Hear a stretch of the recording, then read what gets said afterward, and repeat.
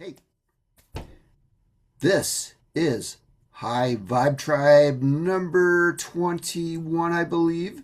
And wow, I have with me today Vinny Eastwood. Any relation to Clint? I know you used to say make my day. Third cousin. Third cousin. Okay, there isn't a. I mean, it's not a very common name. Allegedly, that's so my mum tells me. But as the saying goes, there are two famous Eastwoods in the world. One of them is Vinny Eastwood, and the other is that other guy. Yes, you by far are the most famous Eastwood that I know of in the current times, especially from New Zealand.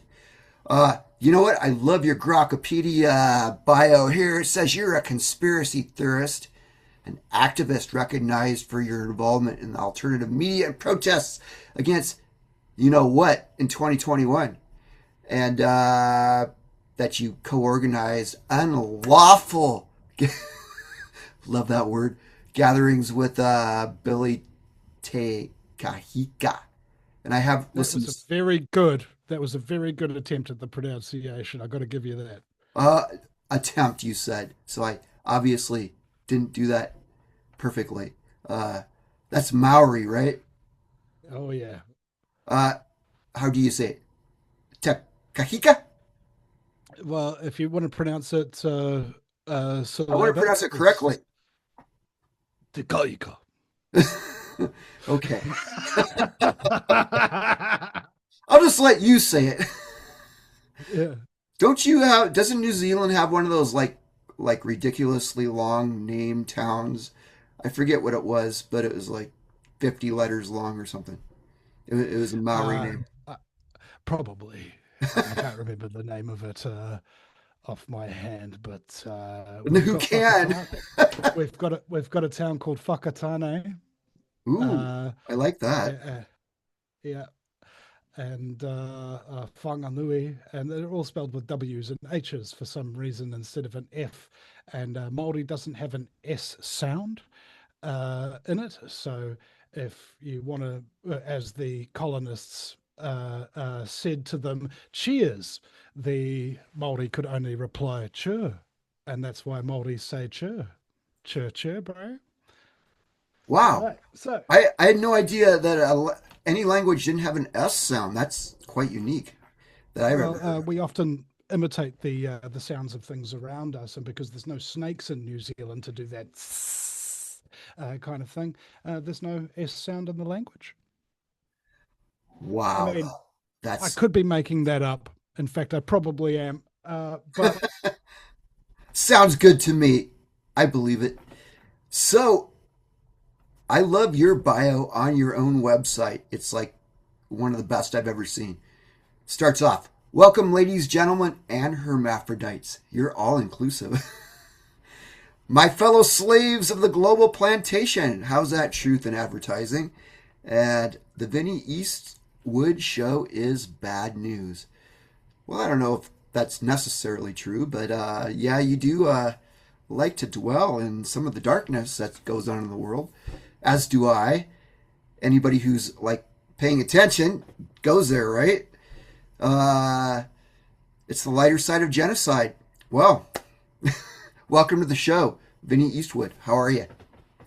I'm astonishing. You are astonishing. What Hmm. have you been up to lately? I used to watch you back in the day, like more than 2 years ago, until I had to deal with a medical situation that totally disrupted my reality. And I can't say I've gotten back into the swing of things until fairly recently. But you haven't done a lot of shows lately, have you?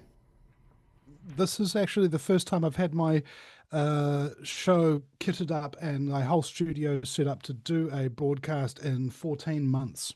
So yeah, you're popping the cherry tonight there, mate. Ugh! What's up with the 14 months? Were you? I know you're like one of the most censored dudes in all of New Zealand.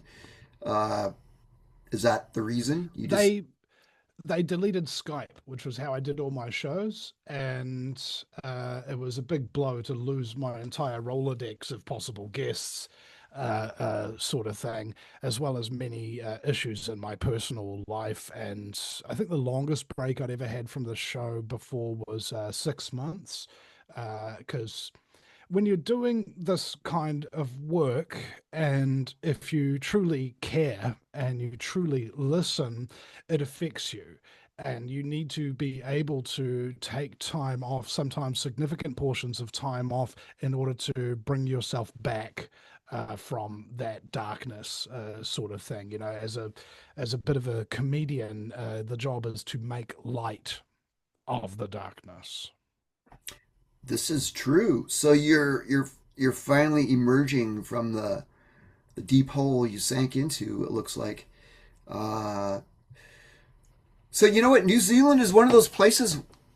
I live in California, USA. It's not one of the most talked about places in the United States, but I hear it's quite bad there now. Is that the truth? I would say it's been pretty bad for quite some time. During the election in 2017, where we first elected our Prime Minister at the time, Jacinda Ardern.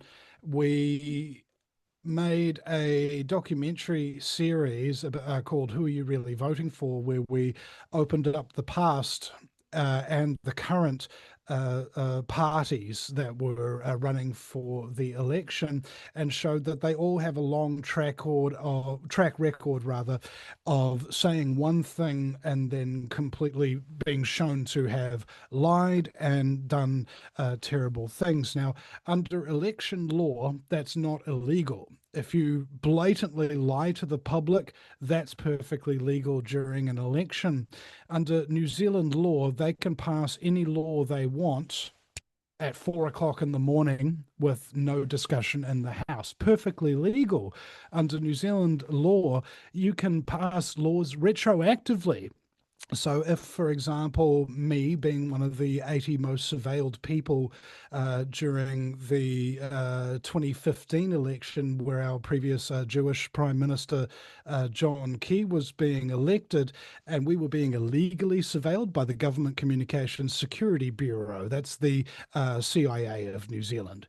And they were illegally surveying me and 79 other activists, and that was completely unlawful what they were doing. So they passed a law the next day at 4 a.m., retroactively changing that law to make breaking the law legal. That is perfectly permissible under New Zealand electoral law.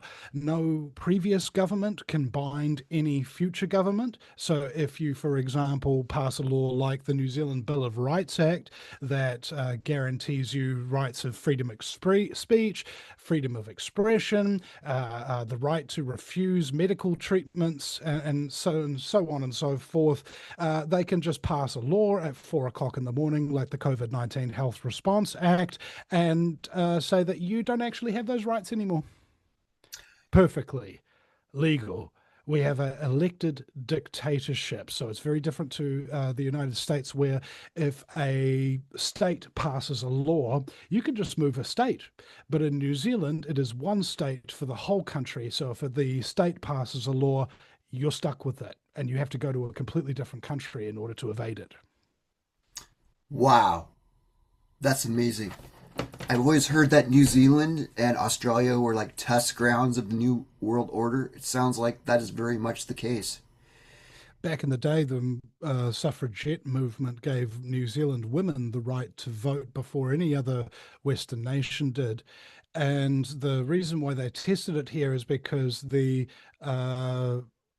rest of the world was worried that if they gave women to vote, it might upset the balance of power. Women may vote differently, but they found out that the women in those days who, I'm saying in those days, man, I'm getting old, who used to who used to vote voted the way of their husbands. And so the political balance of power didn't change one iota. Therefore, it was a good idea to be able to claim that we were really progressive and we gave women the vote, and now everything is exactly the same as it was before, and nothing really changed. That is Yeah. the unwritten law of democracy, is you can say and do anything you want so long as it doesn't change anything. We I think we're just a little more sophisticated here in how our tyranny plays out, but um I mean, Yeah, same rule book, different accents. exactly. I mean, the US basically just gets what it wants, right? It's like, okay, we're not going to pretend we're just going to go bomb your asses and, comply, bitches. It's like, that's simple. What a mad world we live in. So, does that mean you are pretty much forbidden to broadcast? Like, have you No, been no, no. I'm deplatformed, broadcasting. I'm broadcasting right now. And yes, I got or you deplatformed. I you were just lost. demoralized? Well, both really.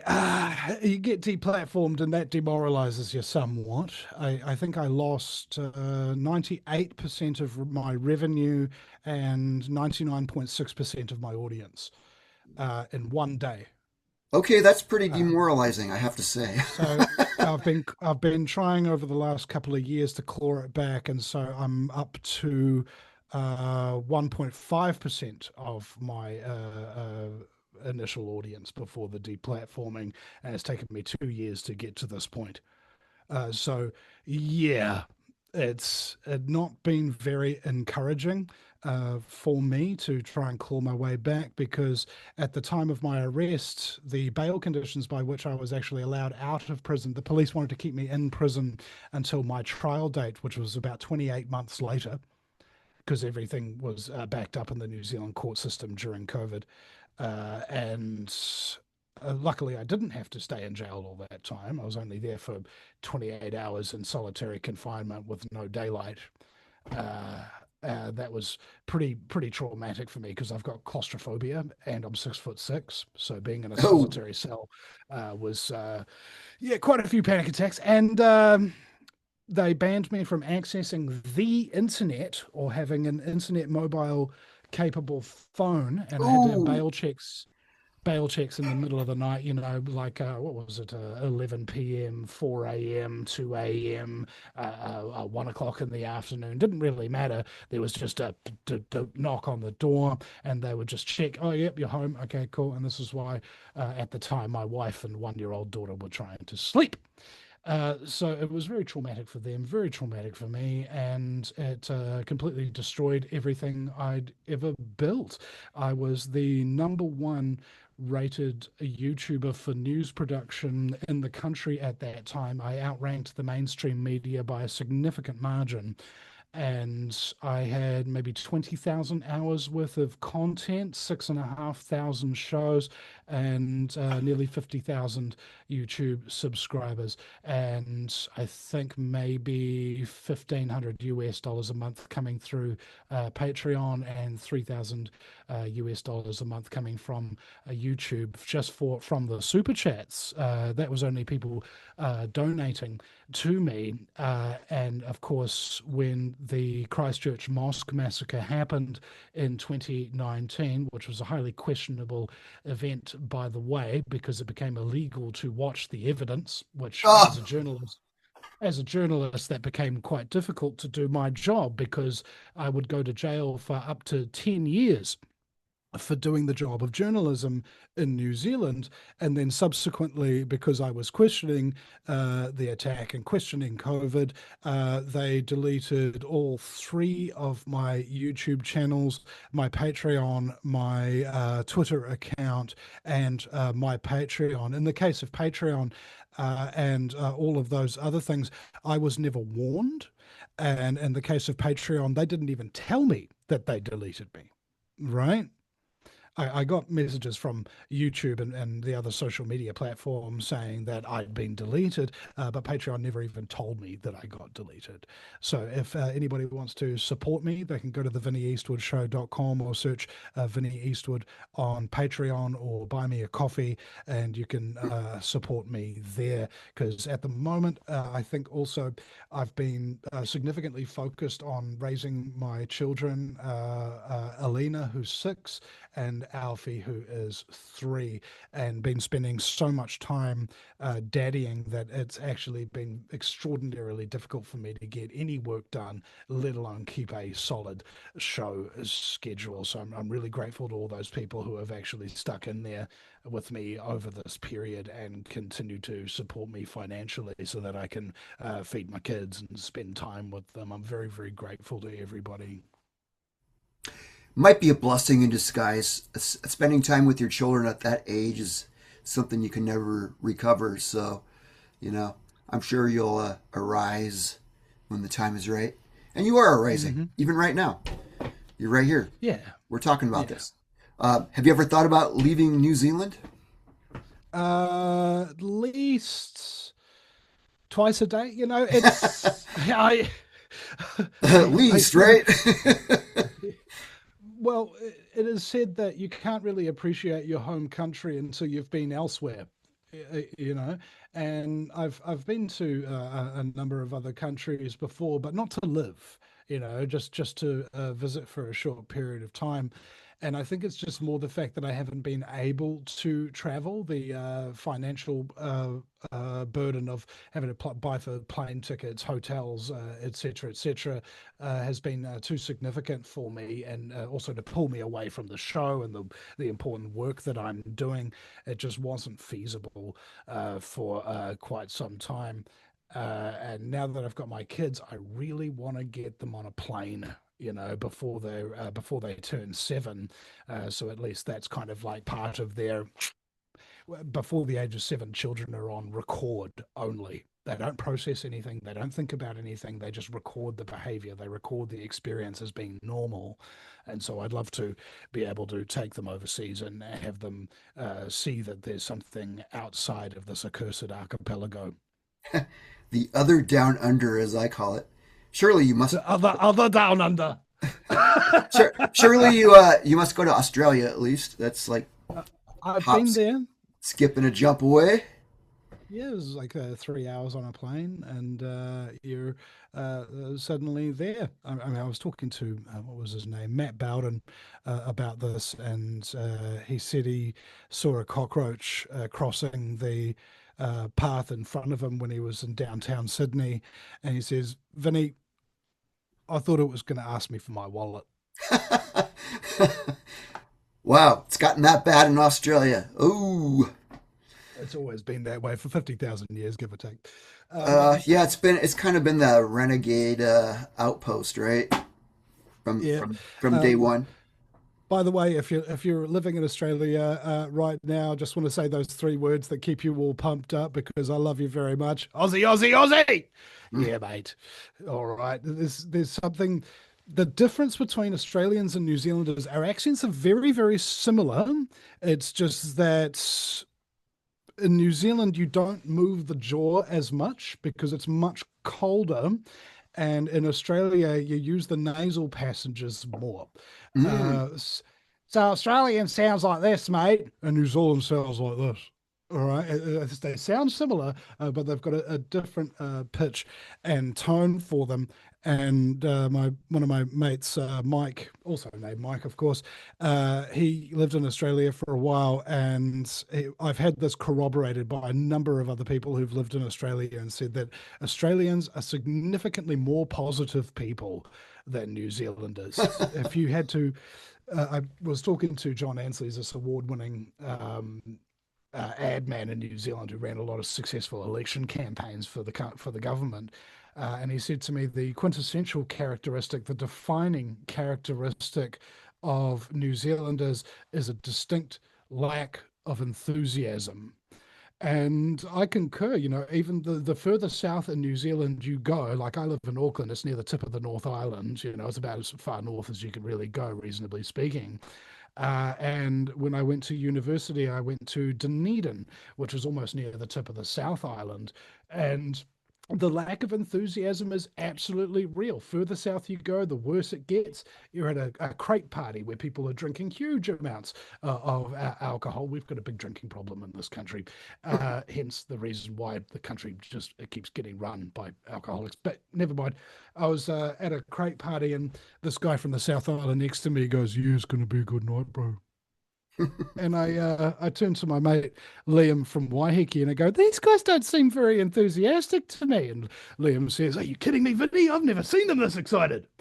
And it's just the worst kind of thing that you can think of, to have a country full of people who have I would say, a general malaise of liver issues, partly due to the drinking culture, partly due to the herbicides and pesticides in the water supply and food supply, as well as, of course, all of the artificial sweeteners, sugars, vaccines, so on and so forth. It really damaged the liver, because the first sign that you've got a damaged liver is apathy. You stop caring about anything. And that's why I believe that the government is deliberately creating the food pyramids the way that they are, and the health protocols around this country, in order to encourage liver damage. Because what can you do as a government to an apathetic population? What can you get away with? Anything you want.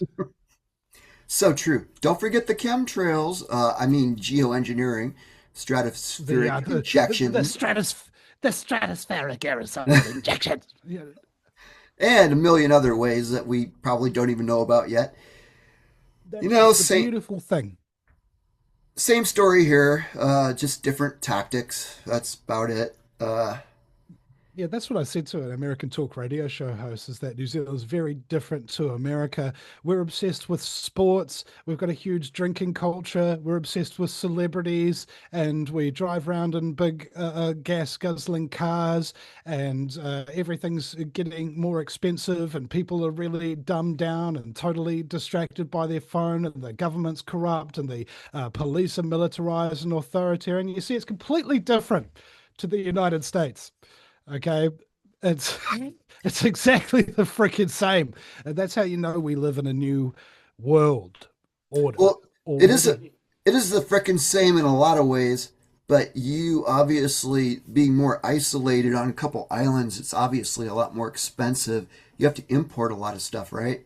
It's like you don't just like grow stuff like in abundance. Under New Zealand's defence budget spending, they looked at the term isolated, and isolation means you can't really get there. Like, it's difficult to get to. Like Kilimanjaro, you're not allowed to get planes within a certain radius, so it's isolated. It's difficult to get to. You had to walk through the bush in order to get there.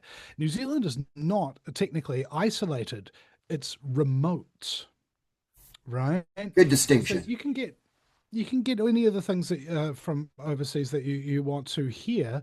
It's just that it takes a little bit longer, and the population have a slightly different laissez-faire consciousness. If you were to define the consciousness, for example, of, I don't know, if you're Californian, you will know that there are these beachfront communities that are full of retired people, right? Right? Whole town, which is basically just a big retirement community on the beach. And that is what New Zealand is the whole way round. It's a giant beach retirement community Really? pretending to be a Wow. country. I do hear a lot of the billionaires are seeking refuge there and building underground bunkers. I don't know if there's any truth to that, but that's what I hear. Is there any Yeah, truth to that I've you know heard of? I've certainly heard that too. And I'm not sure these people have really thought about it, about the consequences of being locked underground in the dark for a generation during a great calamity, alongside the world's worst psychopaths, pedophiles, and child sacrificing Satanists. Like, I'm not sure you've thought this one through, buddy. You know, Yeah, well, I don't know if thinking things through is their forte, but they keep trying, right? Making everybody else miserable in the process, of course. But wow, yeah, New Zealand is a pedophile's den, from what I hear. But then again, it seems like all the Western nations are to a certain extent. I mean, we created the How do you CIA for God's sake, and all these most horrible institutions that have been dominating the world since at least World War II, not before. And New Zealand, as a commonwealth, well, you probably had a few visits from Jimmy Savile in the past, I'm sure. one can only hope.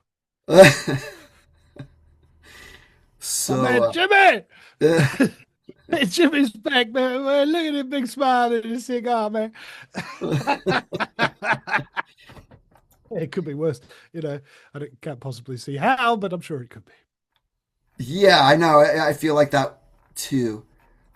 Well, for those of you don't who don't know Vinny, Vinny is like one of the funniest podcasters. He started out like totally on comedy mode, and then you kind of got serious there for a while, and then I kind of lost track of you.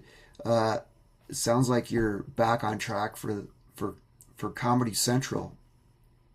Uh, Well, what was it that George Carlin said to Bill Hicks? He's like, Bill, if you don't make them laugh, they're going to hate you. Or words to that effect, just put in a few dick and fart jokes in there, man. I mean, come on. I know you're trying to give people philosophy, but without the dick and fart jokes, that philosophy is just not going to resonate uh, like a fart would. Yeah, comedy definitely makes it stick, right? It's the It, best well, It's the best way to it's not. deliver a poison. It's like the sugar, the sweetener with the poison, or that may be the wrong way to put it. Uh, Well, the technical way that it actually happens is, for example, right now we've been speaking for what, 10, 15 minutes or so.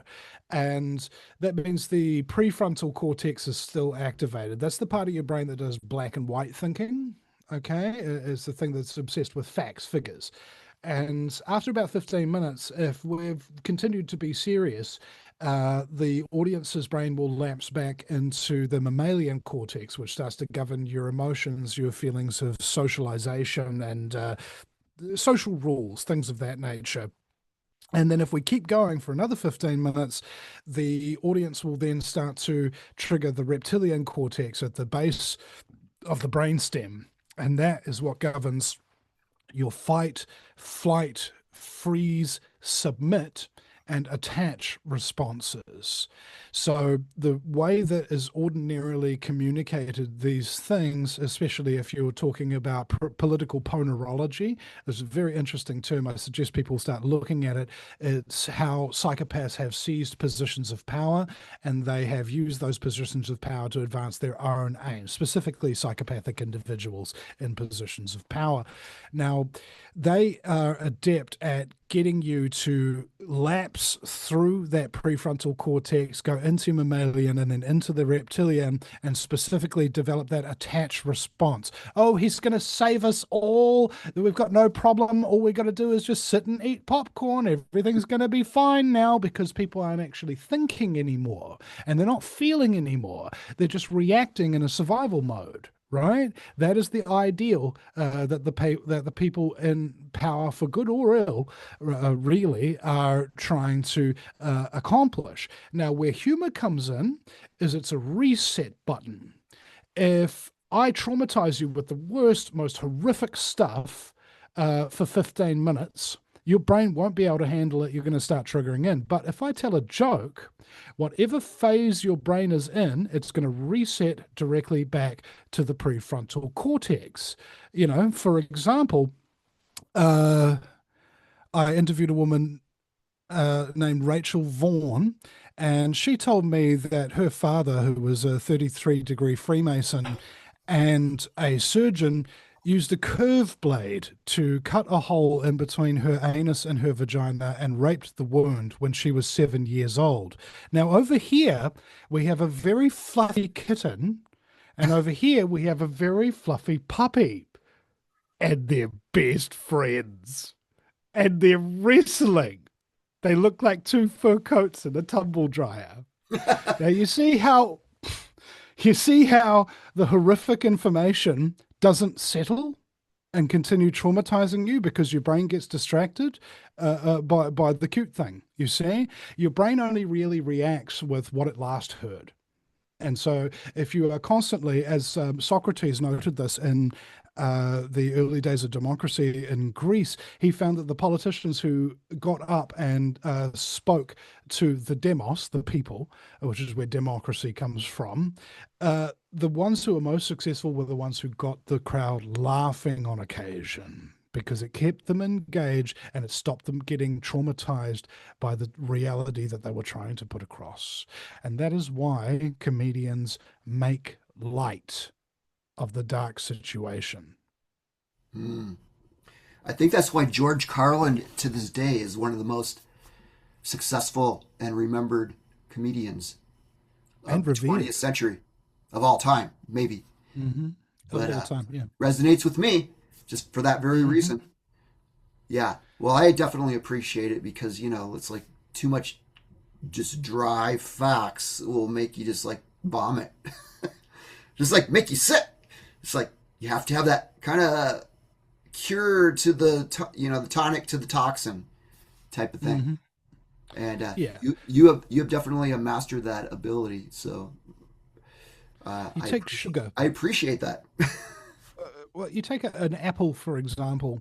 An apple's got sugar in it. And so if you juice that apple and drink the juice, you're going to have nothing but sugar. And sugar doesn't get processed by the stomach, it gets processed by the liver.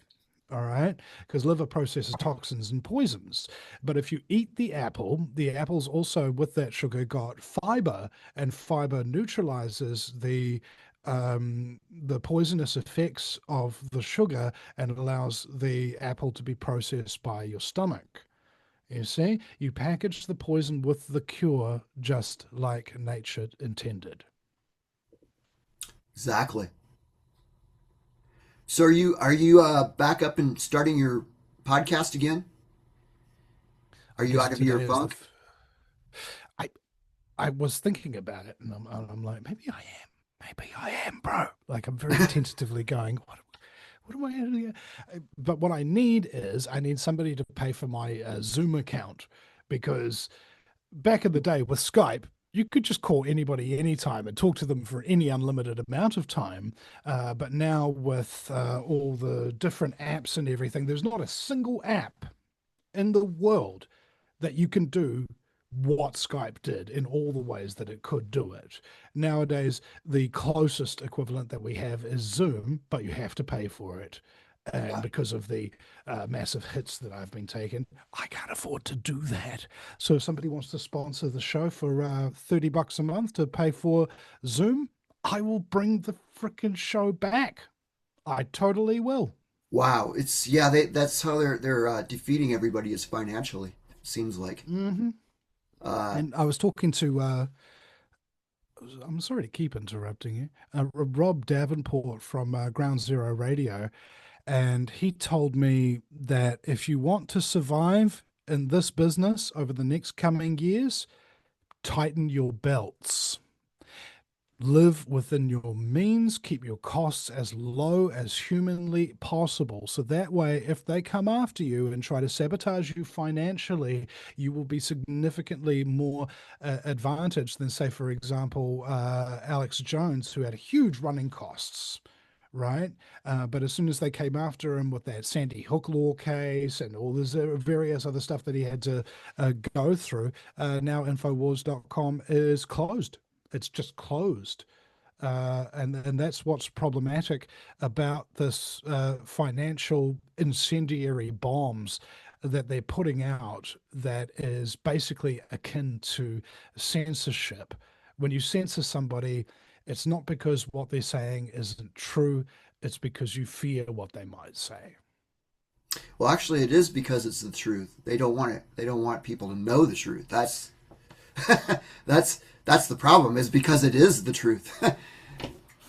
I mean, that's the people like us who are getting censored, sure. But there's plenty of times where censorship I'm absolutely in full agreement with. Oh, you're killing children, on a video on the internet. Yeah, I think that should be censored. That kind of stuff should not be allowed to be around there, unless, of Well, course, it's that's a child true. sacrificing thing, and you're actually doing it to expose the child sacrificing Satanists that run your country. Then it's a bit of a grey area for me. That is a little bit of a gray area. I agree with you though. It's like that stuff should not be seen, but should be known about, of course. Uh, wow. So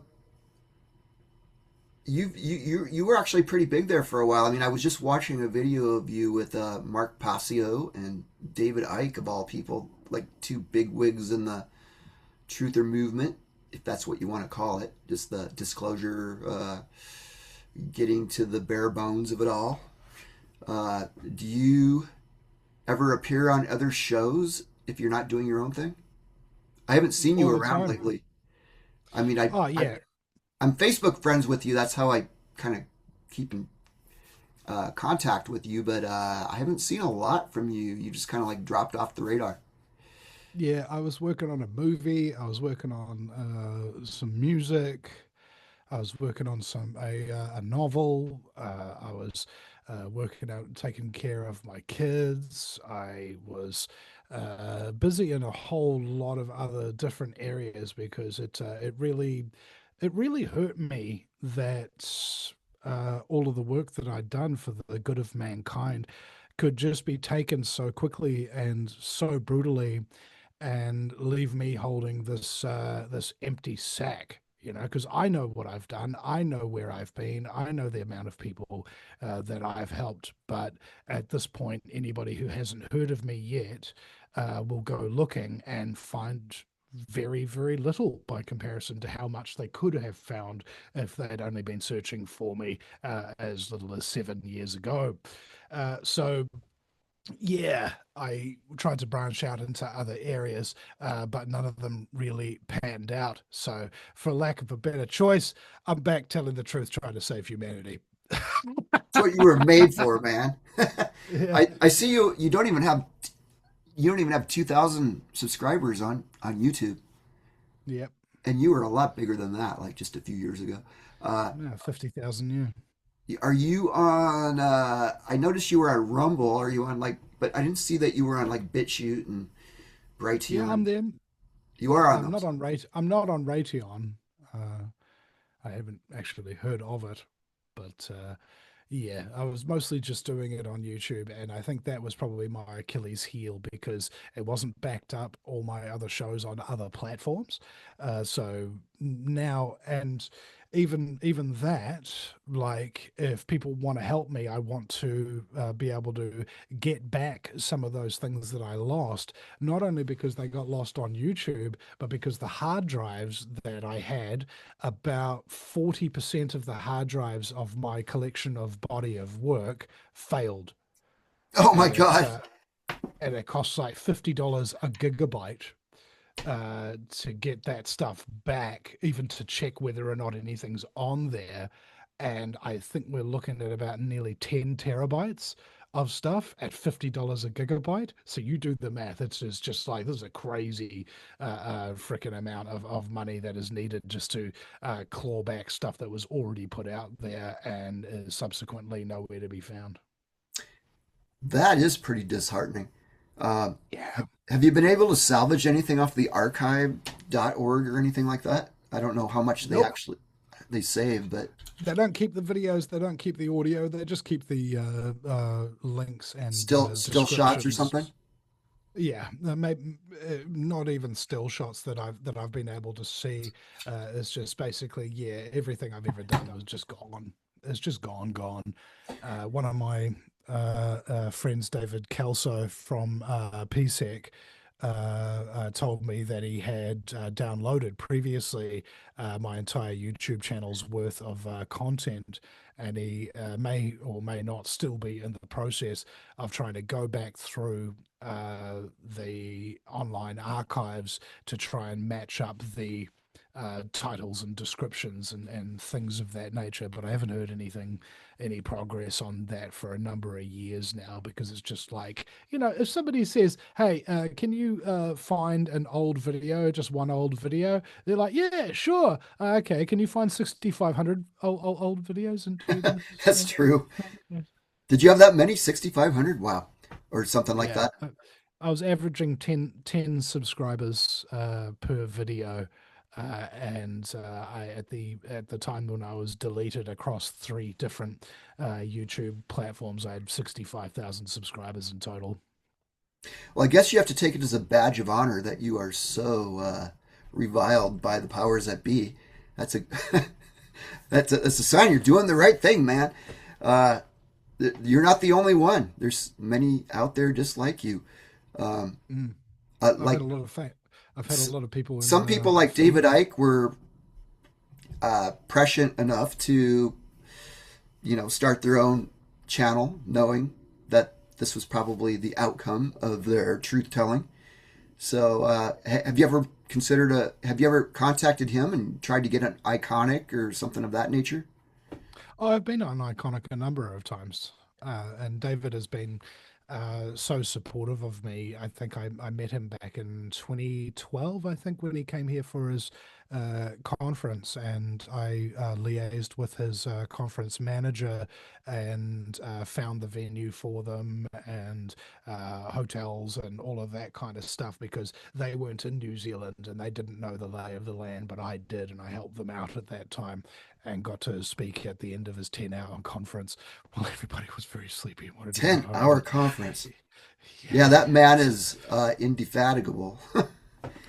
yeah, He's like I the believe that. Energizer Bunny of the disclosure movement. Yeah, he's pretty amazing, and it was because of him that I was inspired. That Mark Passio was inspired. So I think I had a scheduled interview with him. But of course, I couldn't attend that interview because I got arrested and banned from accessing the internet for 6 weeks. And Ah, during that 6 weeks period, the year that I'd taken to set up that interview fell.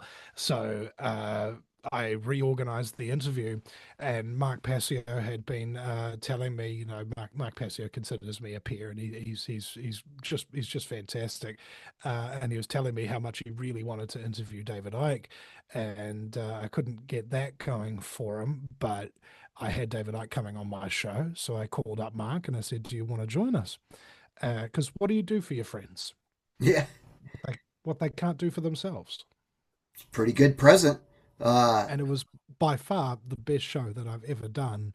I mean, I've done a lot of really life-changing, incredibly powerful, quite significant interviews over the years, and that is like the number one that really sticks out for me as like, man, I'm never going to top that. well, Mark Passio and David Icke in one show. Yeah, it's like, where do you go from there, right? Yeah, I guess You'd I'll have have to. to interview Trump and Alex Jones on the same show, Uh, perhaps. well, they're controversial. I guess they all are. Uh, Speaking of Mark Passio, he's kind of toned down too. I don't see him that much these days. Mark experienced at the same time that I did the same kind of disheartening experience with not only the general public, but also the global truth movement, how they would just fall for things without really thinking, right? These are people who should know better and they just fall for things so easily. And it was really crushing for me.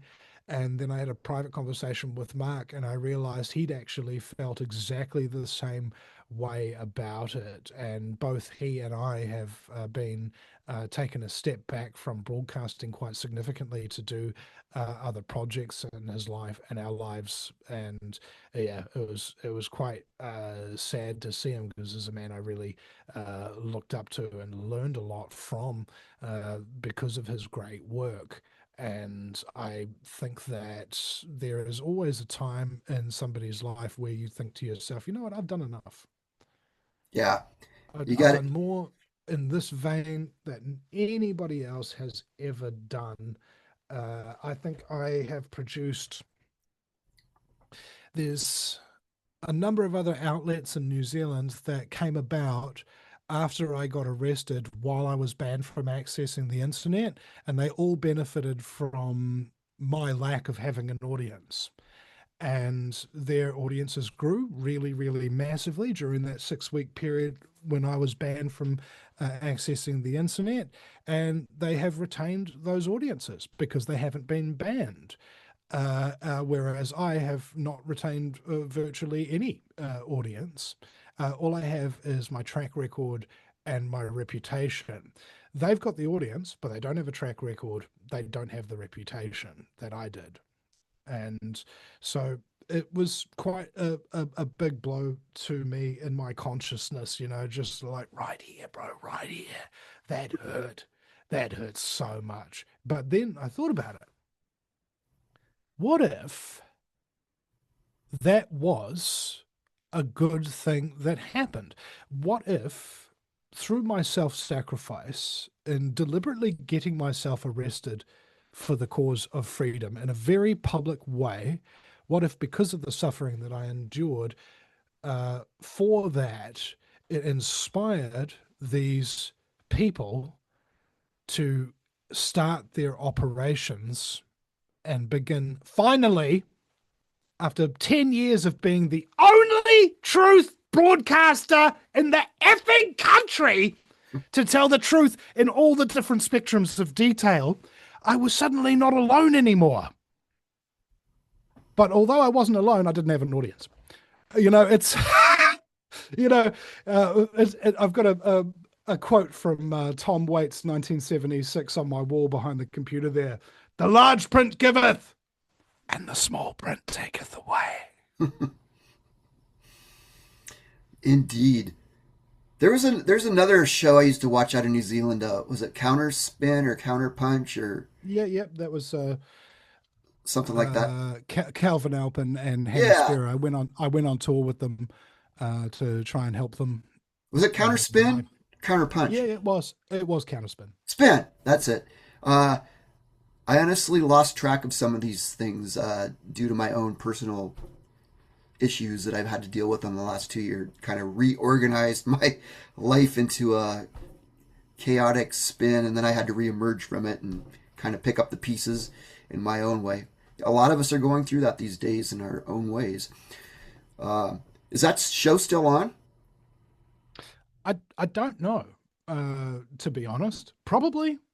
Uh, I haven't been keeping track of the New Zealand truth movement's comings and goings and that sort of thing. I mean, I know these people personally, and I was just really, I think I was just dealing with the dark night of the soul Mm.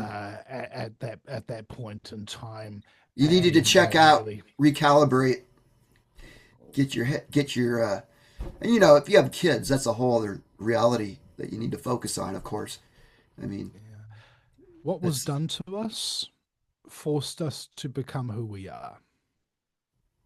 yeah,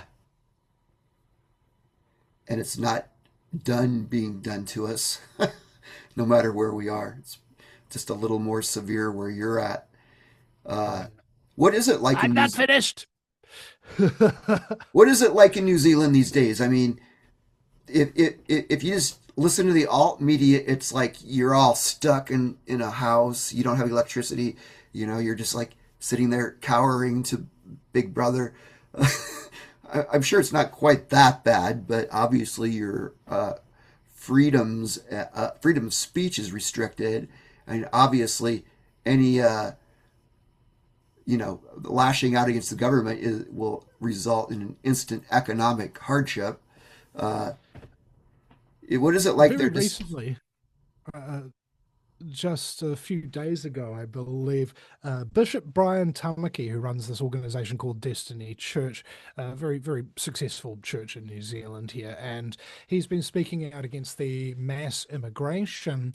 And as a result, the New Zealand police came to his home to take all of his firearms, his perfectly legally registered hunting rifles that he keeps in a safe as is required under New Zealand law.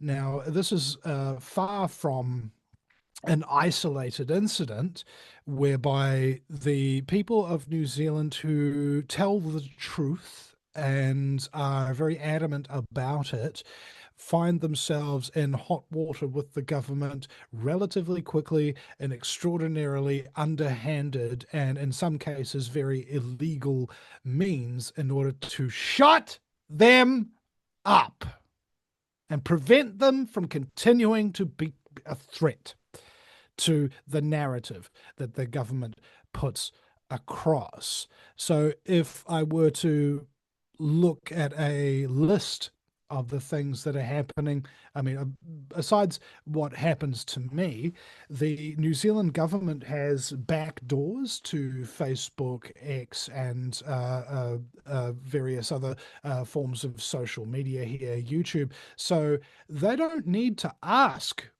Facebook to restrict your account. The government can just do it. You see? They have a direct line to all of the social media that people are using, perhaps with the exception to a couple of outlets, say, for example, Rumble and BitChute, etc. But because of the New Zealand censorship laws, they're able to actually censor parts of the internet, including specific videos on, say, for example, Rumble and BitChute. So I'm not the only one that's been affected by this. I would probably hazard a guess and say that almost everybody has been affected in one way or another that has tried to do what I've been doing, which is giving voice to the truth. Now, personally, I was never an activist. In the strictest sense of the word, I wasn't reading government documents and filing Official Information Act requests and going to court in order to shore up the government and so on and so forth. What I was doing is I was finding the people who were doing that and then interviewing them for a couple of hours in an uncensored conversation so that they're able to give you a massive download of all this research that they've been doing for, in some cases, decades of their life. And they can compress that information into such a significant way that it totally blows your mind. And that's why I consider my show objectively the best show that this country has ever produced in terms of a news program, because of the fact that we had direct access to those people who were telling the truth and unfettered access to them. They're not being questioned all the time. There's no list of questions. There's just straight up honesty. Tell us who you are. Tell us what you do, and I'm just going to listen there to what they say and respond to what they've said. That's what a conversation is.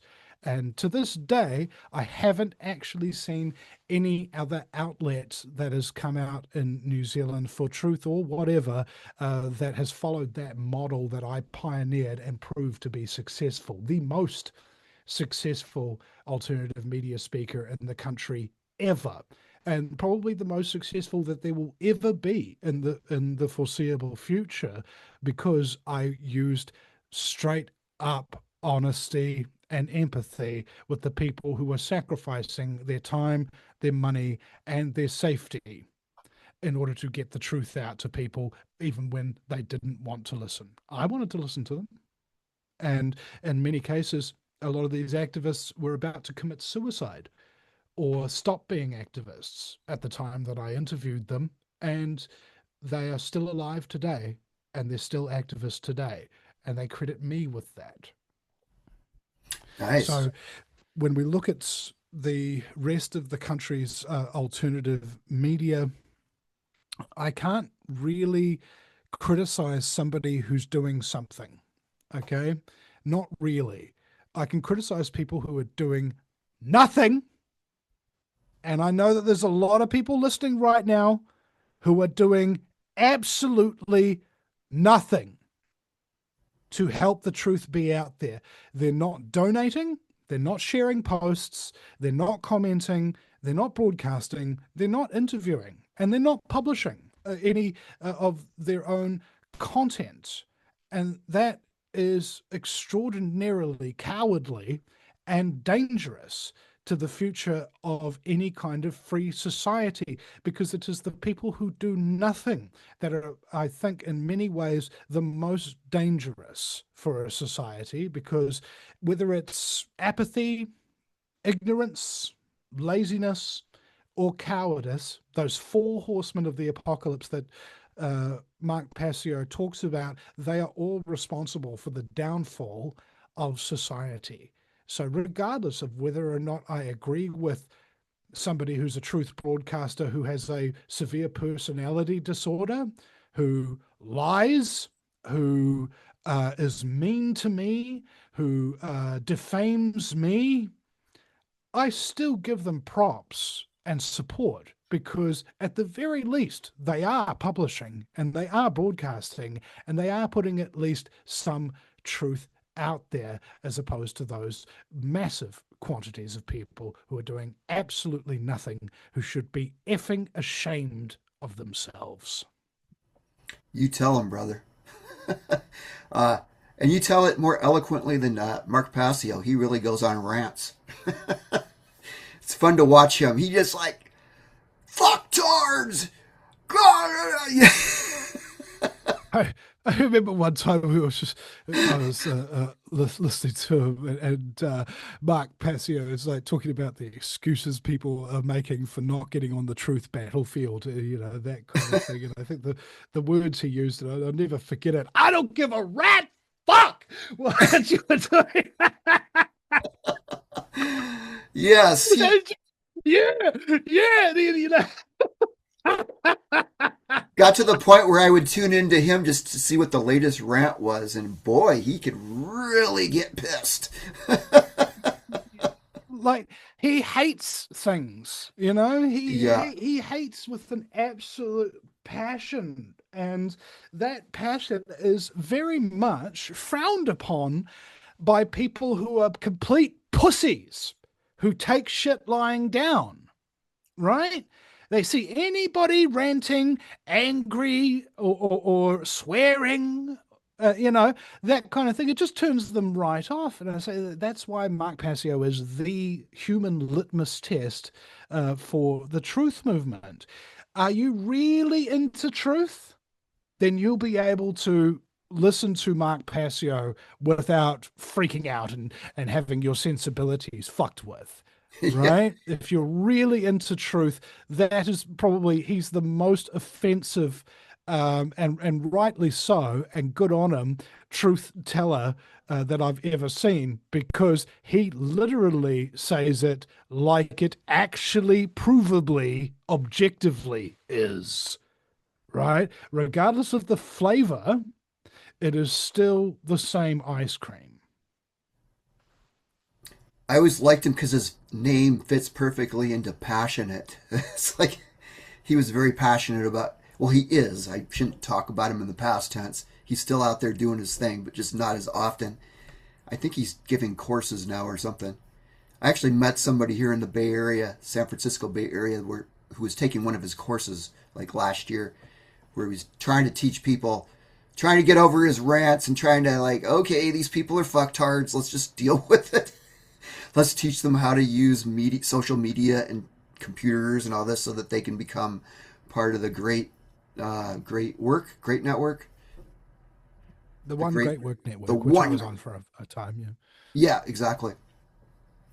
So, yeah, he's a trooper for sure.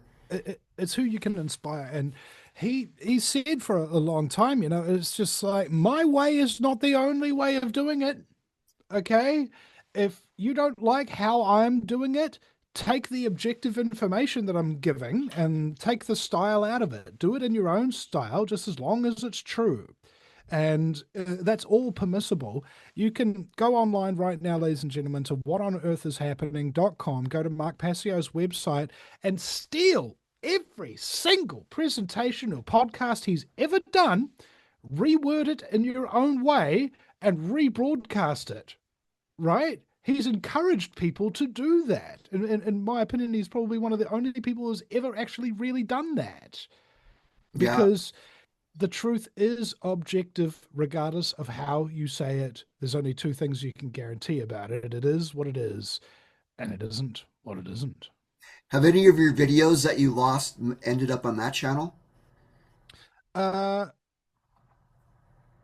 I think I joined them after my channel went down. So I did Okay. spend a when I was on a film project called Grind Spot that fell through.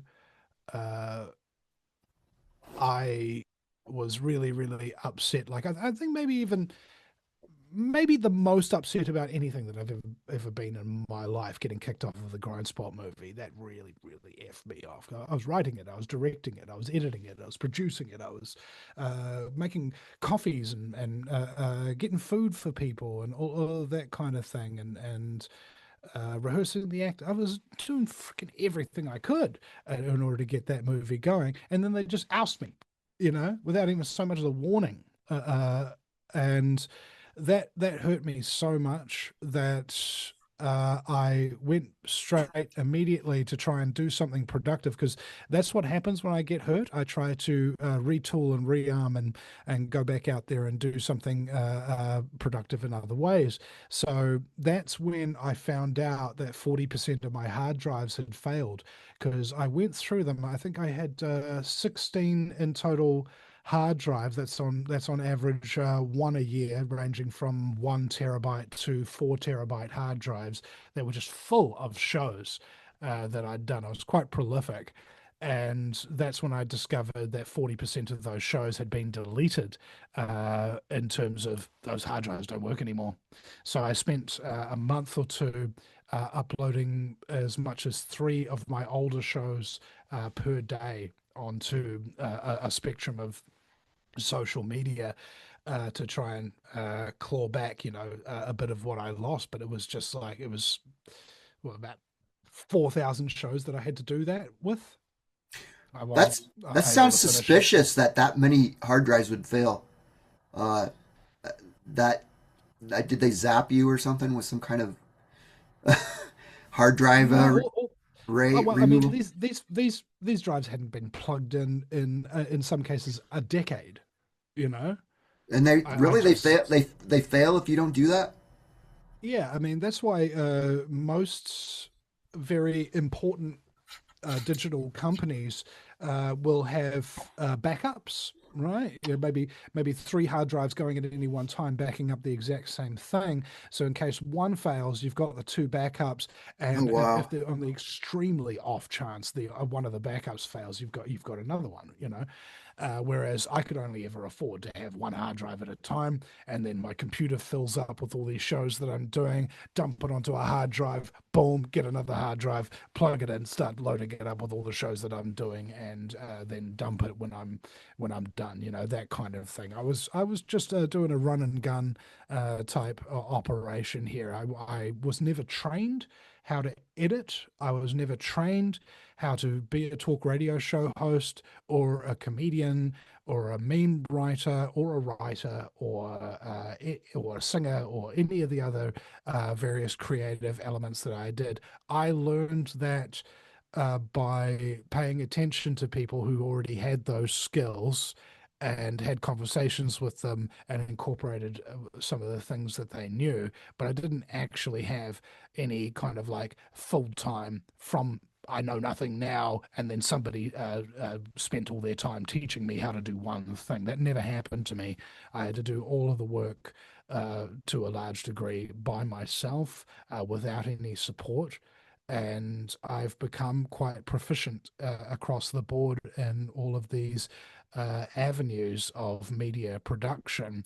And nowadays, occasionally, when people want to, they'll ask me if I can show them how to do this. And I think instead of, I think it took me about maybe between 6 and 9 years to get the full spectrum of knowledge and practice that I had. I can teach that to somebody in a couple of days, right?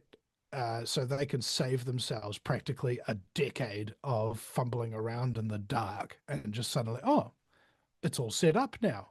Oh my God, I know how everything works. All of a sudden, kind of thing, because of the way that I explain things and the way that I do things. I don't use a huge amount of jargon. Jargon was created by nerds and professionals so that they could put a moat around their income sources and just to make everything sound so complicated that you couldn't possibly do it yourself. And so you'll just have to pay me perpetually for the rest of your life a huge amount of money for stuff that you could do yourself, but I've made it sound so complicated that you thought that you couldn't. I would say that's academia in general, but definitely the tech world is in on that as well. Uh, It's oh, it's the entire spectrum of everything, every skill that it you could certainly possibly is. learn. You know, Well, now we're getting hit with AI, which is a whole other mind fucking reality that we're facing in 2026. It's like all of a sudden we're hearing if things weren't bad enough, it's like okay, AI's taking all your jobs and say robots are going to replace you, and guess what, humanity, you're not needed anymore. So let's just put you out to pasture and let the wolves consume you in the middle of the night. Uh, Very cheerful times we live in. but depending on what you're focusing on, right? Like I say, the poison must be consumed with the cure, and truth is such a poisonous thing when all you have been consuming previously in your life is lies. I remember I had a conversation with somebody a couple of weeks ago, and he said, "Well, I think that the only reason people believe in conspiracy theories is because it makes them feel better to know that at least there's somebody in charge." I was like, "Really? Child sacrificing Satanists in charge of the entire world's military and industry and political and religious and media makes me feel comfortable? Are you fucking retarded? All right? Fuck, Jesus Christ. What is up with these people? How could you be that inert? And so hopelessly dependent on the system that you would want to fight to defend it. And I think the answer is because all the industries that would tell you how to think or what to think in any way, shape, or form generally are controlled by these same psychopathic individual control freaks who are working in concert against the one thing that could defeat them: human consciousness.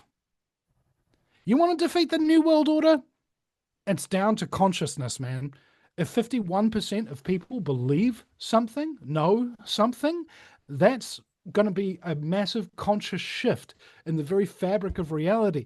That's why in Nevada it's called Area 51, because they know the number value of 51 and what importance it has once more than half of people are capable of absorbing a new idea that freedom and truth and love are very important.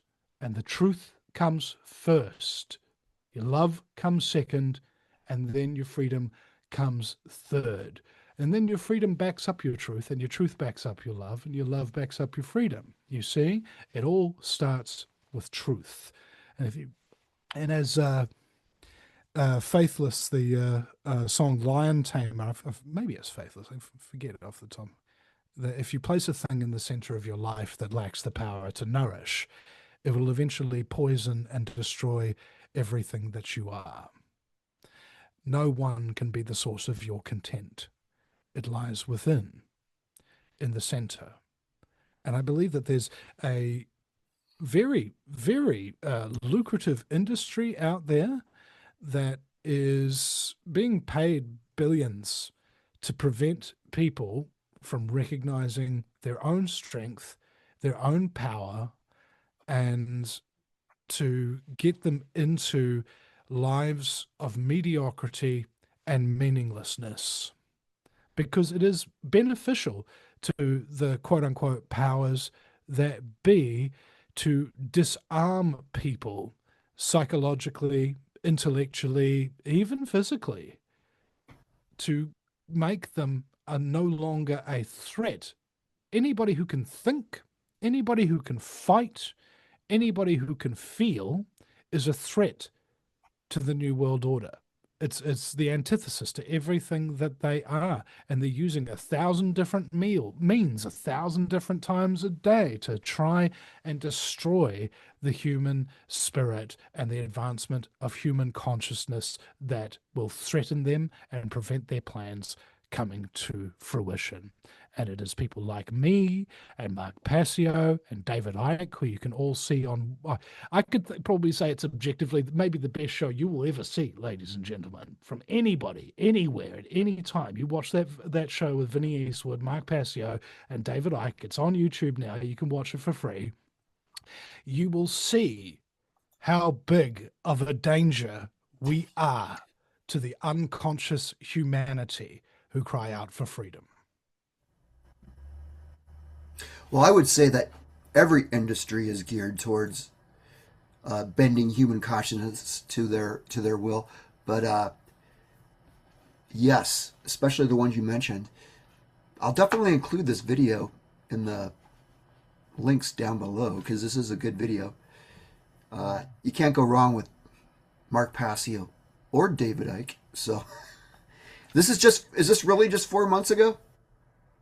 No, no, no. It was uploaded 4 months ago, but this was done in I think 2023, Okay, this is well, 2022 maybe. that's only 3 year 3 years old. 3, 4 years old, yeah.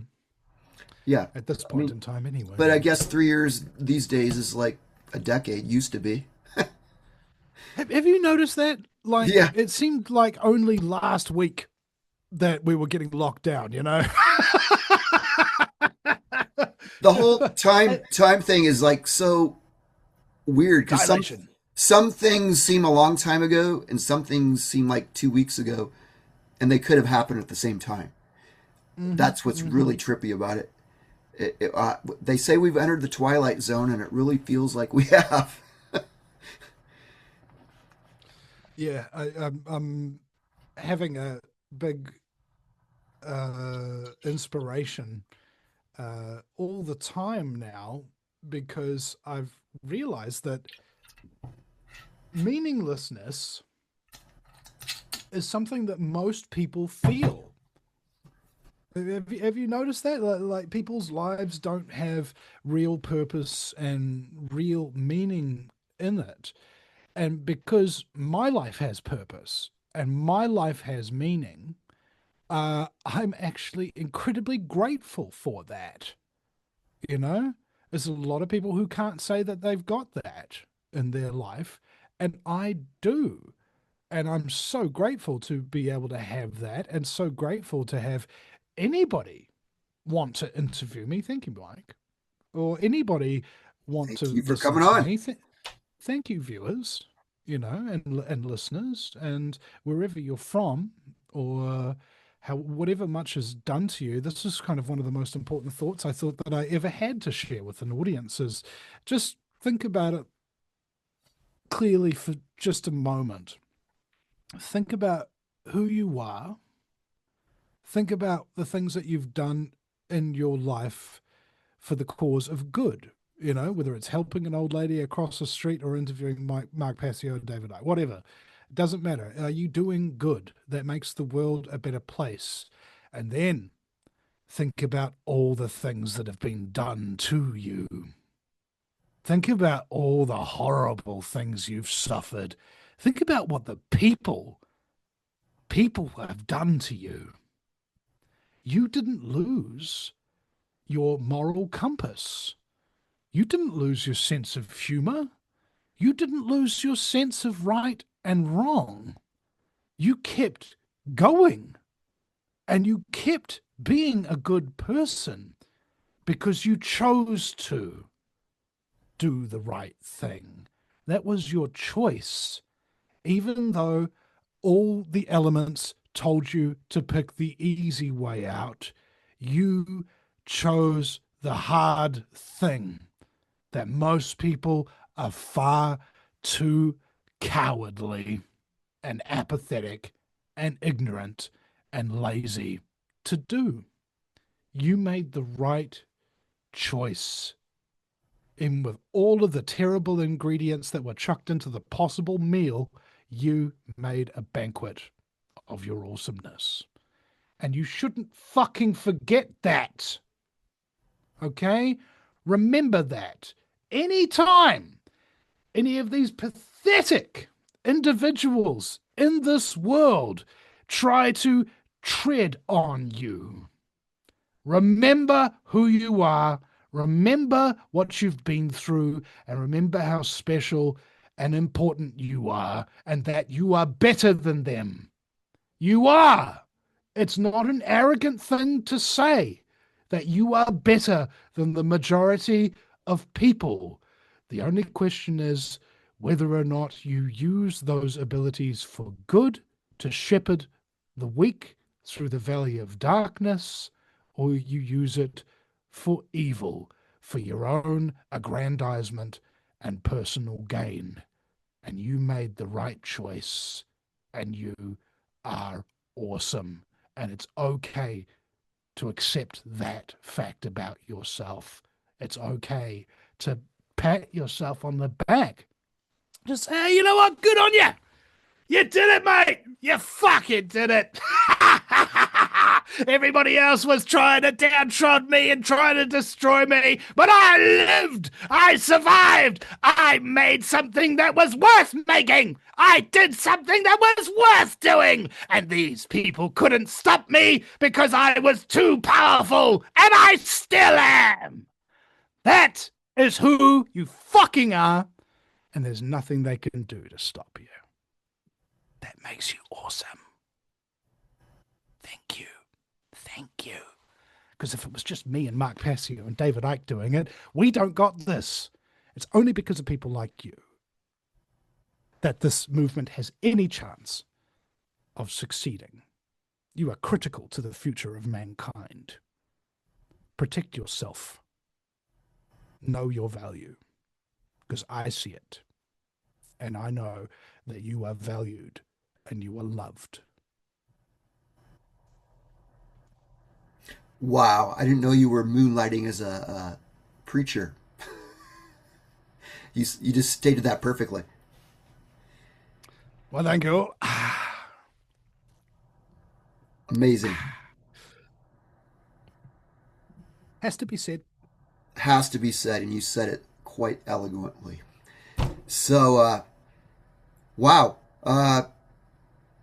What else is there to report about what's going on in New Zealand these days?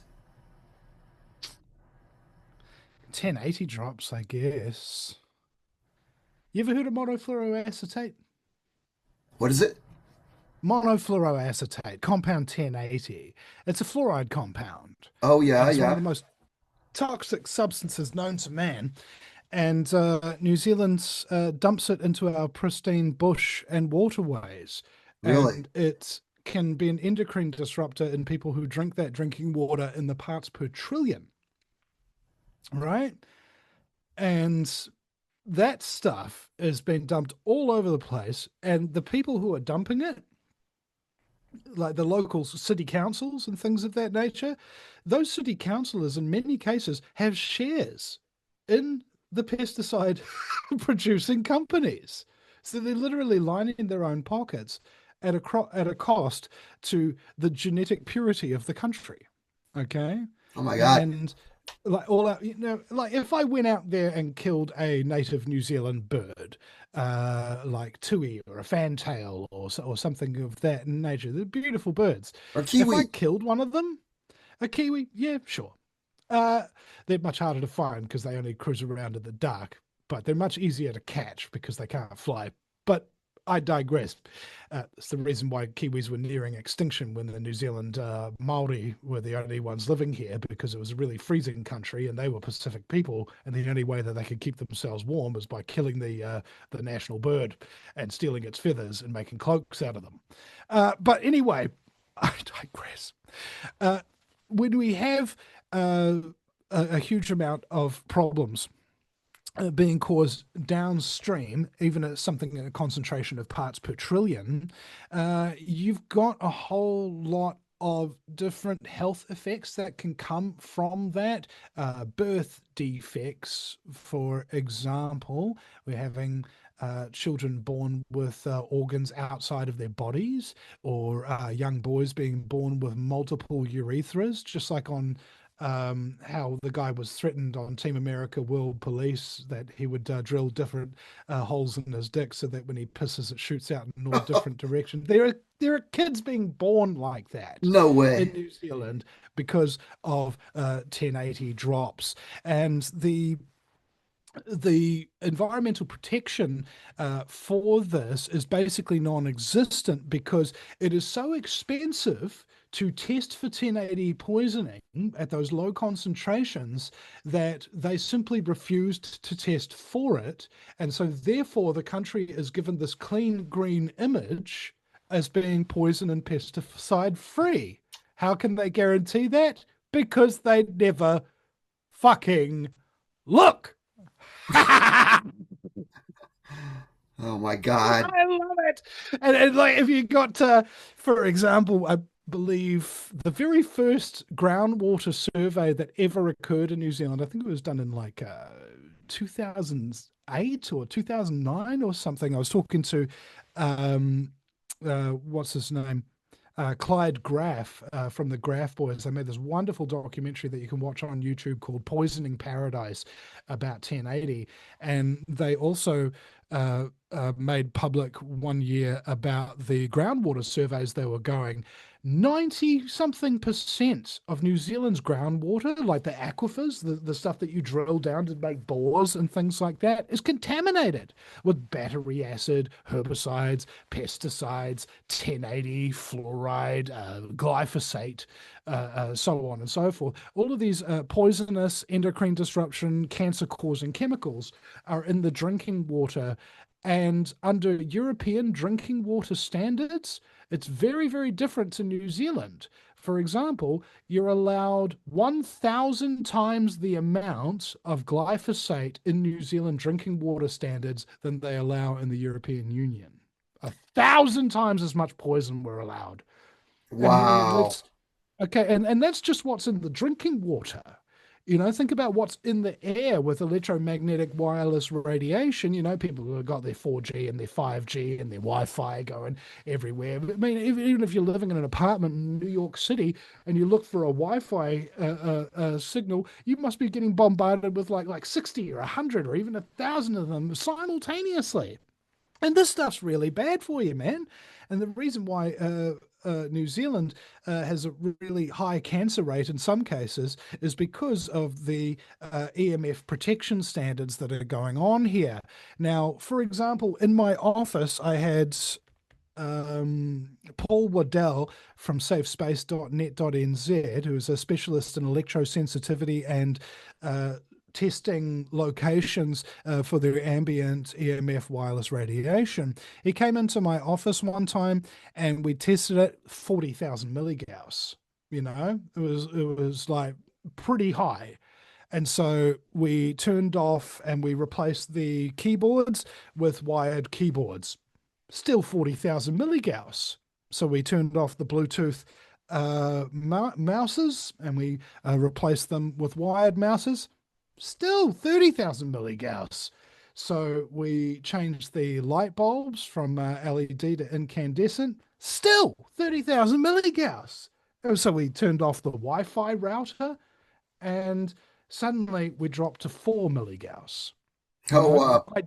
Ideal is zero, but the reason why we still had very, very high signals, even as we were turning off one thing after the other, is because you can only measure the highest signal in the room. But your body doesn't measure like that. Your body takes everything along cumulatively.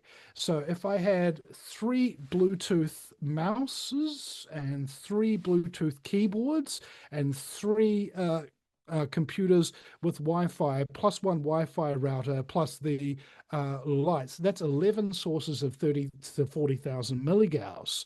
And you add those together, that's hundreds of thousands of milligauss that your body's interpreting simultaneously. Now, under New Zealand's EMF protection standards, you're allowed legally up to 1 million milligauss. That is because if it doesn't burn you instantly start cooking you instantly, according to the law in New Zealand, it's safe. Oh my God. Seriously? Hmm. So Sauron has truly taken over Middle Earth. We just call him Ron. It's a most desperate hour. Wow. Right, and we're going through an election year right now, and it's really sad because under New Zealand electoral law, as I said before, it's totally legal to lie to voters. Okay, Oh, of course and it but is. and what's great about that is no previous government can bind you, so they can give you rights one day. In fact, governments never really grant anybody rights. People have to fight for them, and if they lose them, they have to fight to get them back because the government never surrenders its power willingly. Uh, at the moment, we've got a number of political parties fighting for control, and all of them are under the power of Parliament. And right next to Parliament House is the Reserve Bank of New Zealand. And right behind the front desk of the Reserve Bank of New Zealand is the Rothschild family crest. Okay. And what happens, according Okay. to Alistair Barry's documentary, Someone Else's Country, which I believe is still on YouTube, you can watch it, Someone Else's Country by Alistair Barry. There's these interviews where these sitting politicians will say that what happened was we got elected as prime minister and then we get called in by Treasury, who work for the Reserve Bank owned by the Rothschilds. And they say, Mr. Prime Minister, congratulations. Oh, thank you. Thank you very much. Now, unfortunately, we've got some bad news. Oh, yeah? Well, what bad news? Well, unfortunately, the previous government was covering up a massive economic crisis. And in order to stop that crisis from triggering a full economic collapse, they borrowed huge amounts of money at interest from foreign banks that we control. And so if you make promises to the public like you've been making about improving the economy and, auditing criminal banks and things of that nature, the economy will collapse and we'll make sure the public knows that it was you who collapsed it. Okay? Do you have any questions? Well, only what my agenda is. Oh my You God. can't win. And even if you vote, if your party that you vote for, like let's say you vote for one of these little parties, there's one that Calvin Out from Counterspin is in charge of at the moment, uh, called New Zealand Loyal. And if they contest the election and you vote for them and they don't win, all those votes that they got fizzle out. They don't do anything. Okay.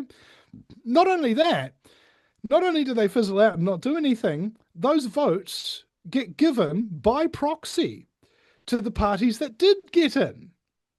So if you've got the National Socialists and the Communist Socialists, which are the National Party and the Labour Party, respectively, if you voted for New Zealand Loyal and New Zealand Loyal doesn't get past the 5% threshold in order to be represented in Parliament, then the National Party and the Labour Party get given that less than 5% of the votes into their coffers as counting as support for them. You see? Wow. They evenly distribute all of the votes that are unsuccessful, okay, by proxy. So if you vote, your vote gets given by proxy to the winners if your party doesn't win, and because you are fighting for truth and justice and freedom and so on and so forth, the billionaires who are financing, mostly through pharmaceutical companies and alcohol companies, the current New Zealand establishment and banks, of course, you're not going to get in. And in fact, you're only going to make the government more powerful. Now, if you refuse to participate in the system and you don't vote, your non-vote is taken as consent and is also acted upon as though you did cast a vote for the winners. You see? You fucking beauty! You got that! They've got it stitched right the fuck up! You just... I love it! I love this country. It's an elected dictatorship, and people think they're living in a free country of some description, and it's just not true, ladies and gentlemen. It's just not true. And until 51% of the population actually works that out, because of the work of myself and John Ansell and various other activists who have been working for a lot of years of their life to try and bring this stuff to light, ain't nothing significant going to change. And people need to be significantly more cynical, and that will occur to the point after the point when you become jaded. All right. This is the two most important elements of a good journalist. They are cynical and jaded. What does jaded mean? Jaded means you have experienced such a wide array of extraordinary stimuli and fear and amazement and stuff like that. Oh my God, that's occurring!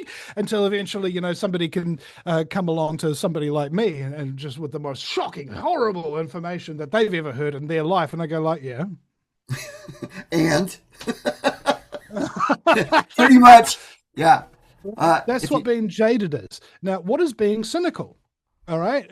Cynical comes from the Roman philosopher Senecus, right? And he believed that you shouldn't actually believe in things. You should demand to be convinced with facts and evidence. That's what being cynical means. That's why good journalists are jaded and cynical. Good distinction And there. so should the public. And so should the public be. So I take it you're on the Mark Passio list of those who support the fact that government is slavery. Because it really does seem to be the fact. Especially these days when they don't even hide it anymore. It's like, even here in the good old USA, where we're supposedly a democracy or a republic, whichever one you want to tout it as, hey, we're still slaves to the corporate will. Whatever they want, they get their ways. So we really are an oligarchy in different name. And I guess for those who have researched enough, I don't know how New Zealand worked, but we became a corporation in 1871 after the Civil War, and it's never been the same, and it's been a gradual erosion ever since. I guess you're a commonwealth there, so you pretty much are under the thumb of England, right?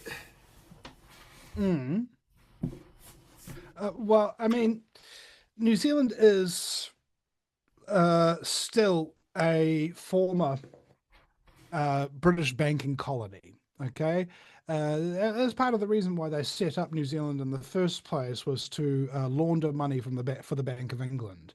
That was the reason why the Cayman Islands was set up as a British banking colony as well. You're starting to see the pattern. Right, the Panama paper leaks, which what was that, in 2016 or something like that? I can't remember exactly what year it was, but I do remember that New Zealand was mentioned in this. This is the biggest money laundering leaks of all time.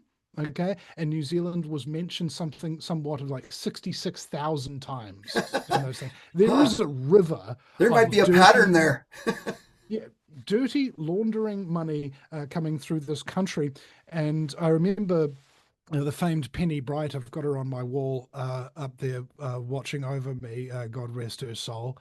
And she told me about this guy who was formerly of Scotland Yard, and he came to New Zealand. And what he did internationally is he went to countries that potentially were corrupt and found out whether or not they were. And when he came to New Zealand, he said something along the lines of, I've worked in 46 countries that were corrupt, and New Zealand is by far the most corrupt country in the world. All right. Big Wow. statement, big freaking statement. And people will be flabbergasted.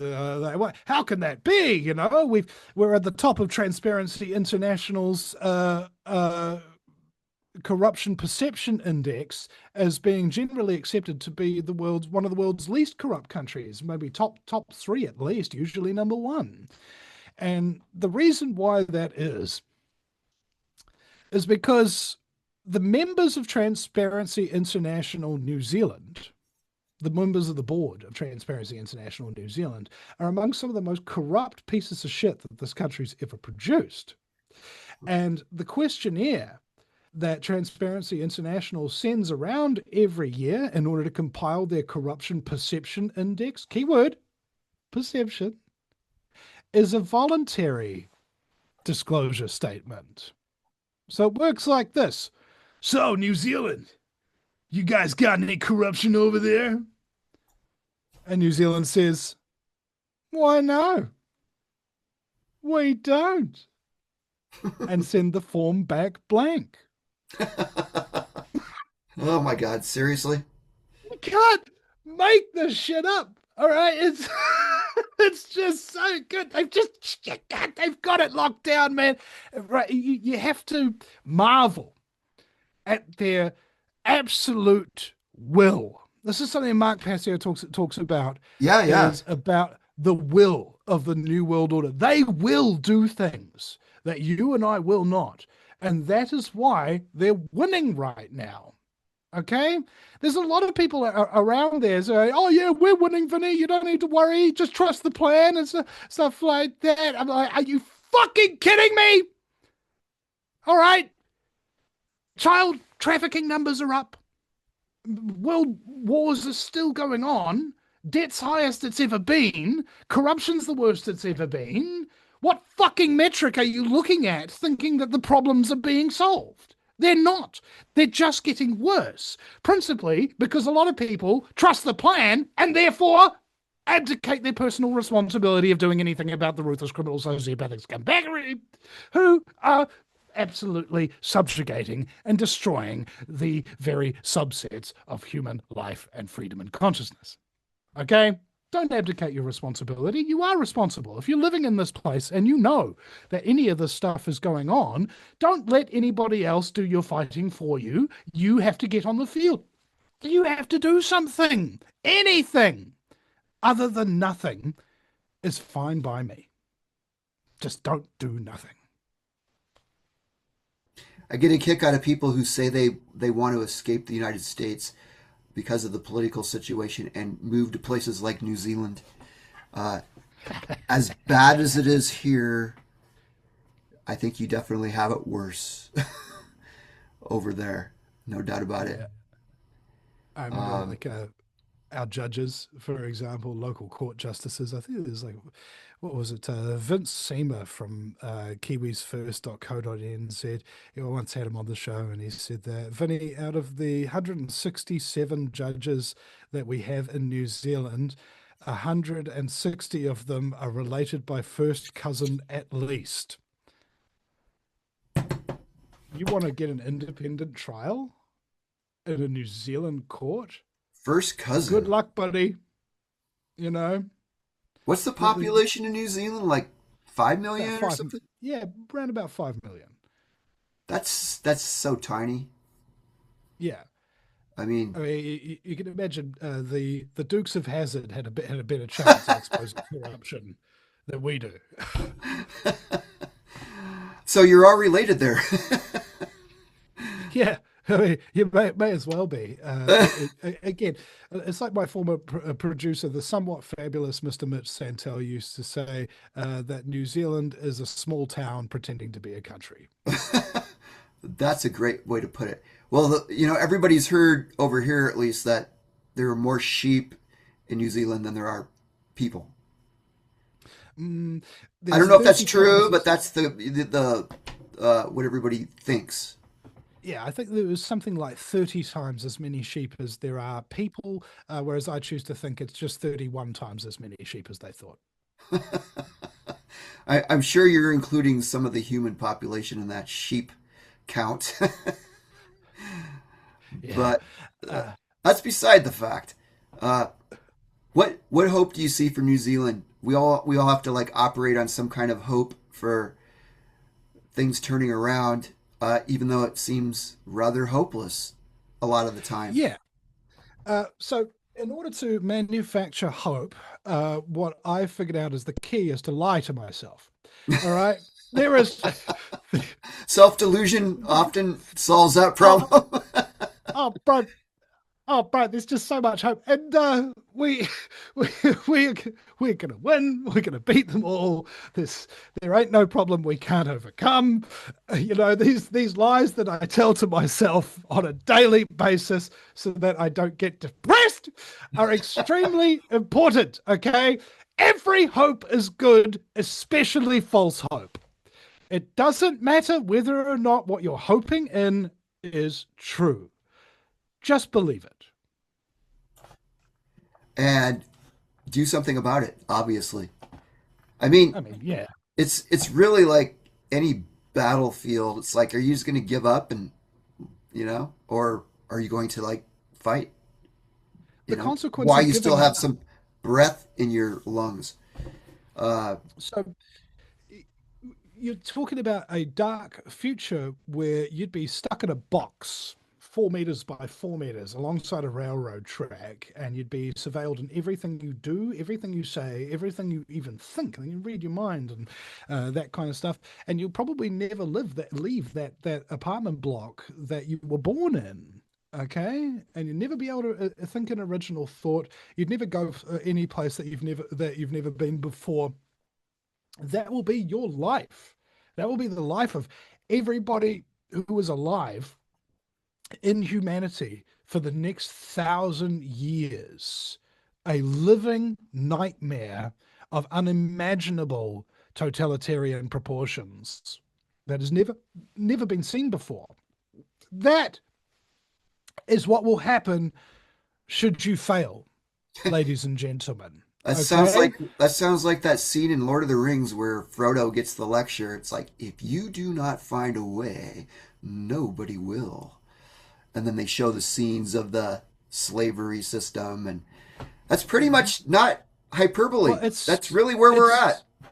it's it's what Samwise Gamgee said to Frodo, that it's like in the great stories, the ones that really mattered, full of darkness and danger they were, and sometimes you didn't want to know the end, because how could the end be happy? How could the world go back to the way it was when so much bad had happened? But in the end, it's only a passing thing, the shadow. A new day will come, and when the sun shines, it will shine out the clearer. Those are the stories that meant something. Those are the stories that stayed with you, even if you were too small to understand why. And the folk in those stories had lots of chances of turning back, only they didn't. They kept going because they were holding on to something, that there's some good in this world and it's worth fighting for. Amen. Good job. You have that totally memorized. that was a great Sam speech there. I think it was it in the second one? Twin Mm-hmm. Towers. Wow. And imagine if they hadn't released the two towers because of 9/11 had just happened, and they're like, should we release the two towers at this point? But 9/11, you know. I love that scene in Family Guy where Peter's wife, what was her name, Lois, she gets up and she wins a local council election because every question she answered with 9/11. What are you gonna do about what are you gonna do about the terrible streets and the terrible condition they're in? And 9/11, and everybody, yeah. That show, so much disclosure in that show. It's Yeah. crazy, even more so than The Simpsons. Mm. Well, it's part of the whole satanic mind fuckery that they try to get away with is that Indeed. if they don't tell you what they're going to do, and if you don't consent to it, because you've been told and you just let them get away with it, kind of thing, that karma's on you, okay? And they don't want the karma to be on them, so they have to tell you about it. You know, I'm going to rape your wife. What are you going to do about it? And if you do nothing, then they've X'd out the karma that could be backfired to them. That's why they create these hierarchical systems full of people and soldiers and bureaucrats and police officers and all of that kind of stuff. Because if they tell somebody to go and hurt you or destroy your country and that person does it, the karma's on that person, not the person who gave them the order. You see, they've figured out how the universe works and they are obeying its rules and preventing you from finding out what those rules are because that would give you power. Knowledge is power, and they guard it very well. I'm not convinced though that they're really covering their asses karmically. I mean, deception is a sin in pretty much every religious system.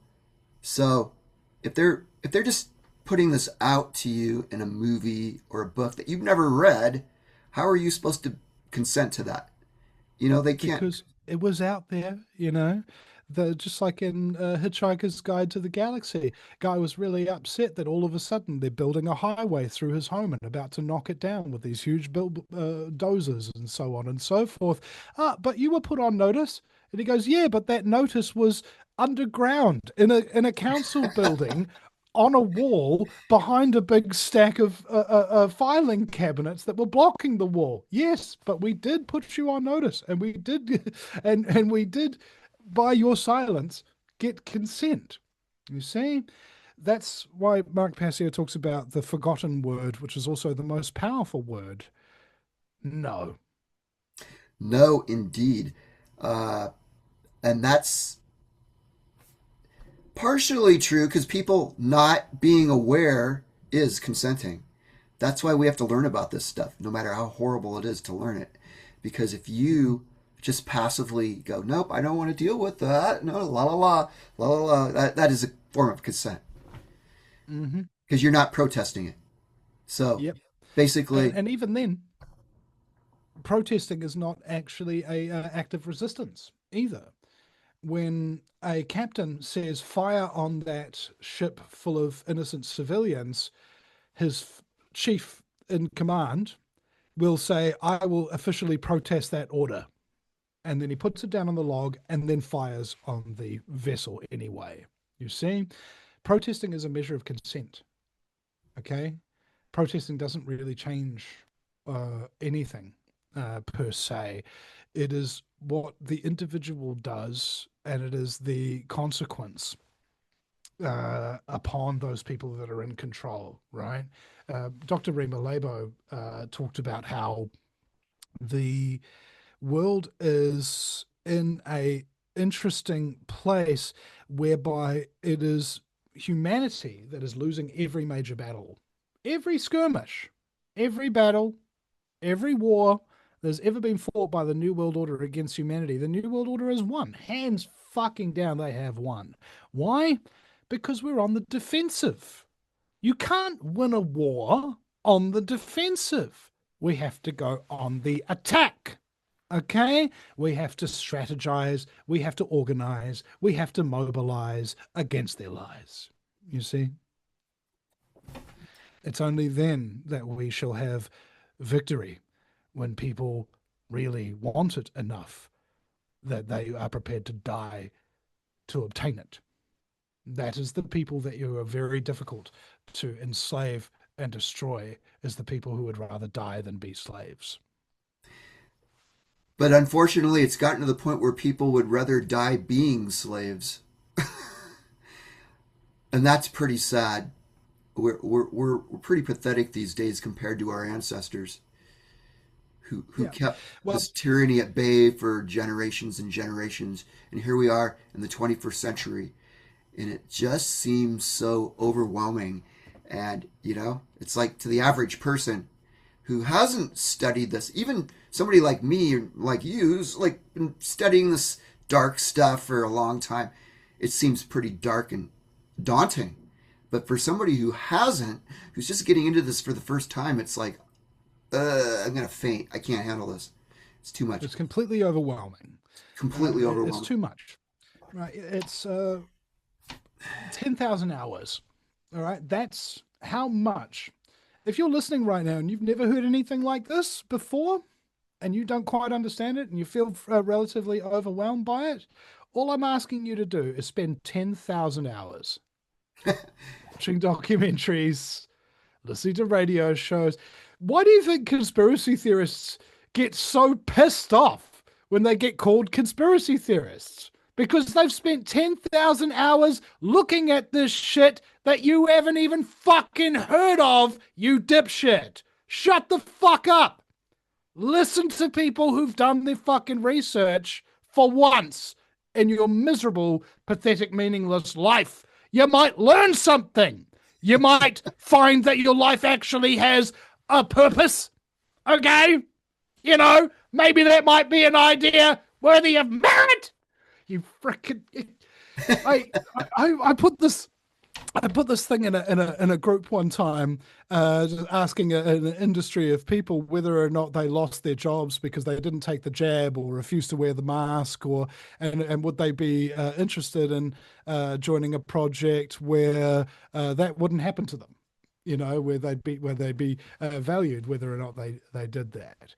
And it was interesting because this is an industry that is generally full of, creative types of people. And the amount of vitriol and abuse and name calling and basically completely immature, uninformed opinions that came as a result of just asking those questions, wasn't even making any assertions, right? Was actually quite, it floored me. I was flabbergasted for a few moments. And then I realized something very important. I have a very large block list of people on social media that can never contact me or see my stuff ever again. And thus, my block list grew that day. Probably doubled or tripled in size at least. Oh, no, no, just a fraction, just a fraction. My block list takes days to But those are scroll the through. people that need to be reached the most. So it's kind of a hard, Yeah.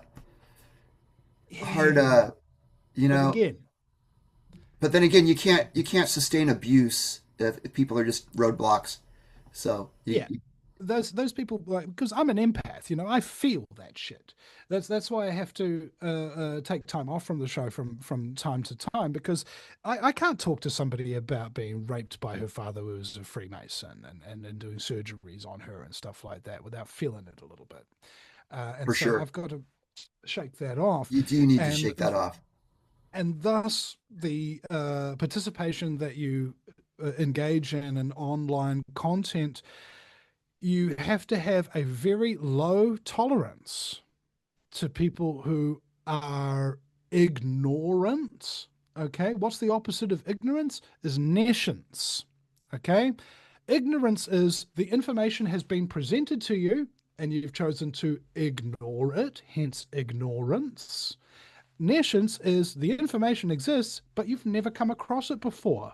That's nescience. You see? Two very different things. If you're abusive, ignorant, don't care, I don't have to try and save your ass anymore. You have just given me all the information that I need about your character. That being that you fucking don't have one. Okay? Basically. There are currently 9 billion people in the world, bro. Do you think you're worth my fucking time? If I'm sieving through the bulk of humanity, if you're going to treat me like that? Hell no, you are not worth my time. You ain't worth anything. You're going to die. You're going to get enslaved, subsequently exterminated, or die from some kind of preventable disease because of your own actions. And that's not my problem. Okay? That's your fault. And that is your responsibility, not mine. And I don't have to put up with your bullshit. Okay? Bye bye. Now, when you do that to people, they can be really upset. That's why you block them so that they can't reply to you further. And this, oh, Indeed. all right, I've been doing this a long time. The you art know, of you blocking. you come up with a specific methodology. I call, and sometimes you really stir the hornet's nest, and you get a whole bunch of people that need to be blocked. So I call it the chicken protocol. Block, block, block, block, block. Block, block, block, block, block, block, block, block, block, block, block. It work every time. It's when you were a teenager and you found those big fat juicy pimples and you're like, oh, that looks unsightly, and then you get that satisfaction when you squeeze that gunk out of it, right? It's kind of like that. How This can is we not forget those days? Those it was like that was one of the pleasures of being a teenager is just popping a zit in the mirror. those were the days. But as David Icke said to me, you can't convince anybody of anything, but you can tell them things that they cannot unhear. So this is the information grenade approach, right? Dr. Rima Labour told me that on average, it'll take the seventh man principle, or this is what I've called it anyway. One person comes up to you and says something that's very strongly against your deeply held belief. And this is one person from one social circle at one time in your life telling you this thing that is opposite to your beliefs. You will tell them invariably, fuck off, you're a conspiracy theorist.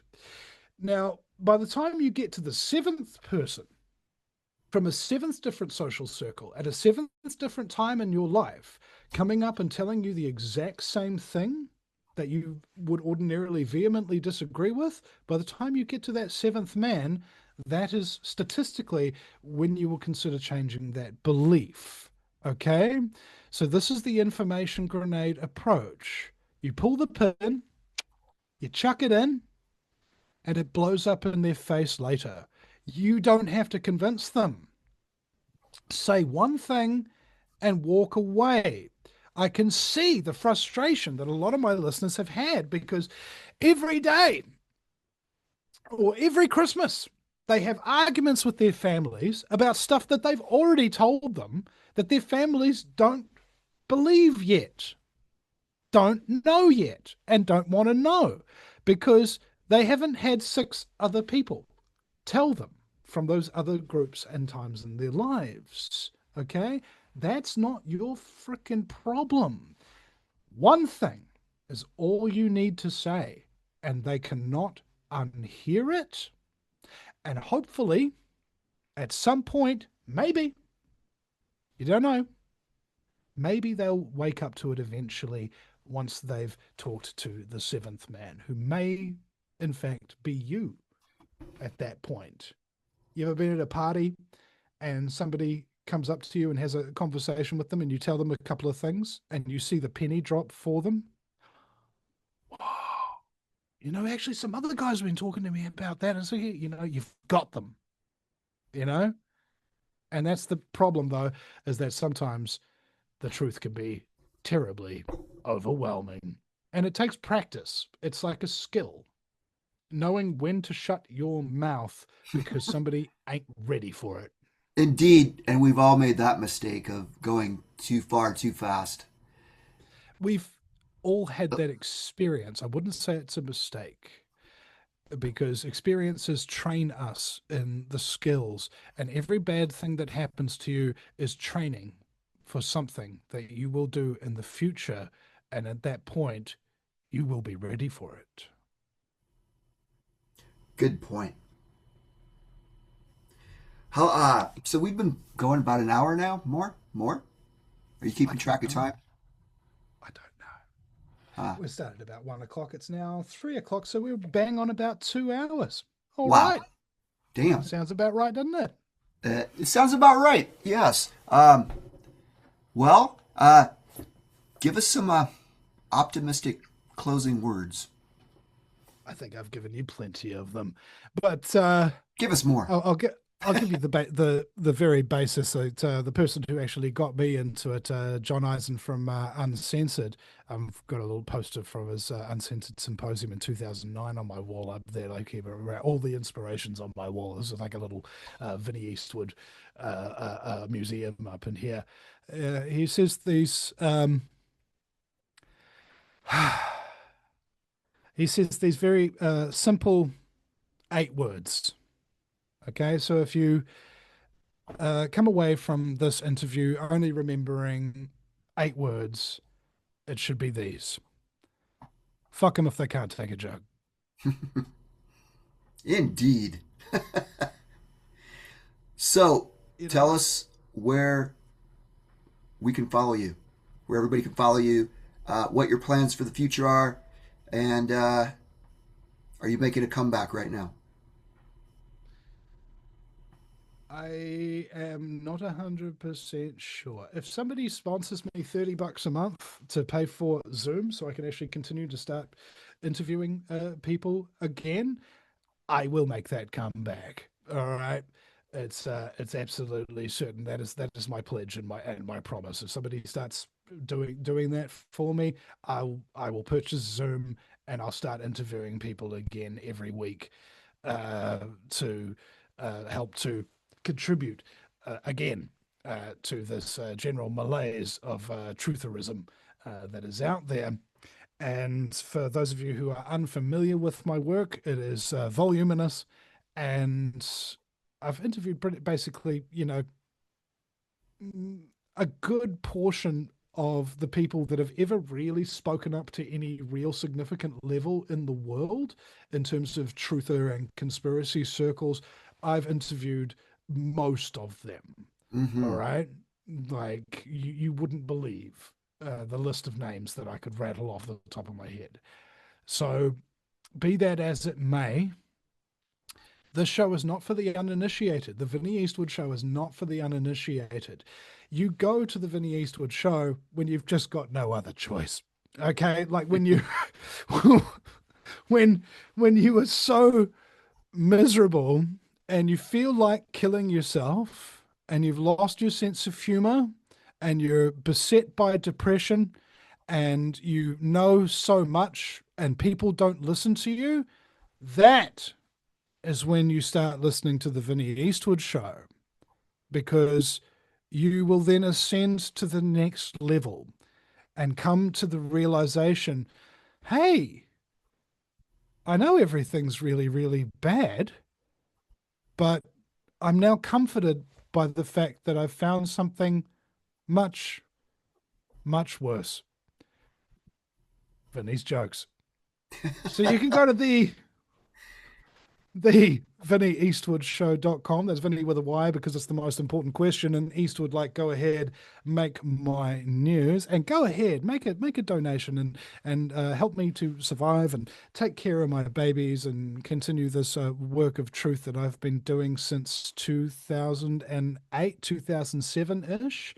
Okay, which is longer than anybody else in New Zealand ever has. I was the first person to actually start doing this properly full time, making the videos and doing the radio shows and attending the protests and interviewing the activists and all of that kind of stuff. I'm the first one who did it, and to this day, I'm the only one who's ever done it to the level that I have, and nobody will ever take that from me, and nobody will ever do better than I have done for the foreseeable future. I can guarantee you that.